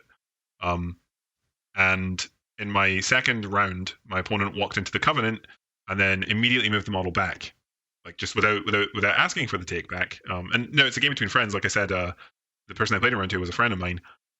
And I said, right, you get one. That's what I said at the time. But if he had asked for a takeback, I would probably have not given him it. Okay. You know what I mean? Yeah. Yeah. Just because I feel like it's the same as if you walk into countercharge. I think you just need to own it. You know, you made the mistake, and that's forgetting an opponent's rule. And I feel like those are things that impact the game in like a kind of tactical way, right? In a way that like your own early game positioning doesn't. That's mostly just due to negligence and people being idiots and careless when they're moving models. That the classic like, I'll just put this model here. It doesn't matter. 3 activations later, why is that model there? What have I done? Like that, right? Yeah. Whereas I feel like time pressure is almost sort of in a way like it acts on the models in the way that you play the game, and in a similar kind of way to rules like Lawgiver's Creed and Countercharge and Counter Slam and stuff like that. But I feel like that is probably a subjective point of view, and I would absolutely understand if people were like, no, I disagree. If you give them the take back on turn 2 when there's 50 minutes left, you have to give them the take back on turn 7 when there's 2 minutes left. That's Tomasz, what are your thoughts on that? Oh, it's a tough one because I don't have a clear policy on it. Like, I'm usually the guy to allow the takeback, but at the same time, it depends on the nature of the takeback, like on the communication I have with my opponent. An example would be if someone wants, like, say that they want to move a model to a certain spot and then they block the model, I would most probably allow the takeback. But if they just measure, let's say 12 inches to a flag and then block the model, but didn't tell me that they want this model to run to a flag or be within 12 of a flag so it can move there, I might hesitate on giving the takeback. Also, it depends on the relationship I have with my opponent, like if it's someone I know, if we played before and stuff like that. If it's a closing move, like we are very late in the game, or if it's an assassination, that also changes things because sometimes giving the take back feels like you are just giving your opponent a win. Because like when you're asking about the take back on assassination, you screwed up. Then it's a question of, hey, will you let me win the game? So all those factors are important, and this makes the take back things very difficult and subjective. And because of it, I started doing things like a take back dice. So when my opponent asks me for a take back, I will pause the clock and tell them, listen, I will give you the take back, but this dice will represent the number of take backs I have available for me. So if I want to use a take back, I will remove the dice or turn the number lower if I have more than one. And I will just do the take back without asking. So this is something like a devil's pact, but it leaves like it's very clear and it leaves no space for argument or conflict. So this is something I've been using and I was very happy with the method. So this is something you could use. Mm-hmm. But moving on to the original question and the example you've given, I think it's something I've done before because I believe the communication is the key in this game. So if you on pause clock set your expectations clearly, I think that if someone feels bad that you're not allowing the take back after this, it's on them. Because if there was a time to discuss it, it was when the clock was paused and you were expressing how you think the rest of the game should go. And yeah, it leaves very little space for conflict because the communication is really the key. Yeah. I think that's something I might try and take from you actually.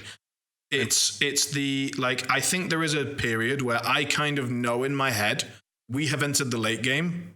I'm not, now time pressure is on and I'm not going to allow takebacks, and I would not expect my opponent to give them. Yep, but you wouldn't ask, right? But I wouldn't ask. but I think if you articulate it, it's just so much clearer for everybody. Yeah. I like that. I like that idea of just whenever I sort of reach that mental stage where I'm like, aha, this is going to the end, to say, right, just so you know, I don't expect any takebacks from you from this point. That might even be the clearest way to say it. Like, I'm not going to give you any, but I don't expect any. Yeah. Because the implication is there. Yeah. Yeah, I would often even start the game by saying, hey, listen, if there's something obvious you forgot to do, like Reveal Fury, or forget to ambush, but you didn't activate any model yet, just maybe moved the first one, you don't need to ask me, you can just do those things, it's fine. Like mixing maintenance phase and control phase, like who cares? But if you want things to go right from some point in the game, it's probably a good idea to express it and do it on post clock, because someone might want to have a discussion. Same goes for calculating CPs, in my opinion, and just any kind of discussion that's about how you are going to play the game, not about the game. Yeah, I'd like to sort of segue into a very similar topic, and it will be the last one, which is that in a couple of games, and you hear about it, you've almost certainly experienced it if you've been playing War Machine for a long time, but it's where the players lose track of what round it is. And I think it should be common policy now that in the, maybe even just to set that precedent, it should be in the early game as well, but in the late game, it should be a pause at the end of every round, at the end of every turn, to just score the CPs, check the round, go. Like, it should just be a few seconds pause, but I think it's important to protect the integrity of the game, because the feeling that both players get when they get to the end of the game and one player says, yep, so this is bottom of 7, and the other player says, no, it's bottom of 6. It's like, well, I've been playing as if it's the bottom of 7, and that's been my game plan, and that's why we're here as we are now. And they say, well, I was playing till 6, and well, what do we do now? I think that if we can, and again, it's on us as players, but I think more and more I'm going to try and establish with my opponent that we're going to pause, just quickly mark the CPs and round, unpause. Yeah, I think I'm going to steal that as well. In addition to the, right, look, we've both got like sub, 10 minutes, take backs off the table, I think, time pressure's on. I think I will also steal the sub, or the between turn pause. Yeah, because it's so upsetting for both players. Like, even if you win, you don't feel good, because it's just like, well, my opponent played in a different game state than I did, and he's upset, and I don't want him to be upset, and or if you're the player that lost, you just feel like you've been cheated out of a game. Yeah, yeah. I mean, I think that would go. See, if I was like, okay, I'm playing this game with my opponent, and then my opponent's like, okay, so that's like turn 7, and I'm like, wait, what? And then even if I won the game, I'd be like, oh, well, that was like. It doesn't. It's not going to feel good either way, right? Like, it's nope. It kind of cheapens the game, I think. Yes, exactly that. Like, you just feel like you've won on a technicality or something. It's like you're almost, your victory is robbed from you, and the loss feels worse. Yeah, exactly. All right, Will, it's been an absolute pleasure to have you on. Many thanks for going into detail on all your games, and giving us some insight, especially the throw into the initiates. That's a real pleasure. Write that one down. Yeah. I've got notes. Don't you worry. Tomasz, as always, a great pleasure, and that's me signing off. Thank you so much for having me. Yeah, thanks, Will, for coming to the show. Your battle reports are very detailed, and they sound like you do it for a living. Well, thank you so much. I mean, thank you. Your battle reports are great. I appreciate them, and I believe all our listeners do too. Okay, well, thank you so much, both of you, for having me on. It's been a pleasure being here, and thanks for listening to me for like 2 hours. So way longer than most people. Our pleasure. Take care, guys. Have a good night. Bye. Bye.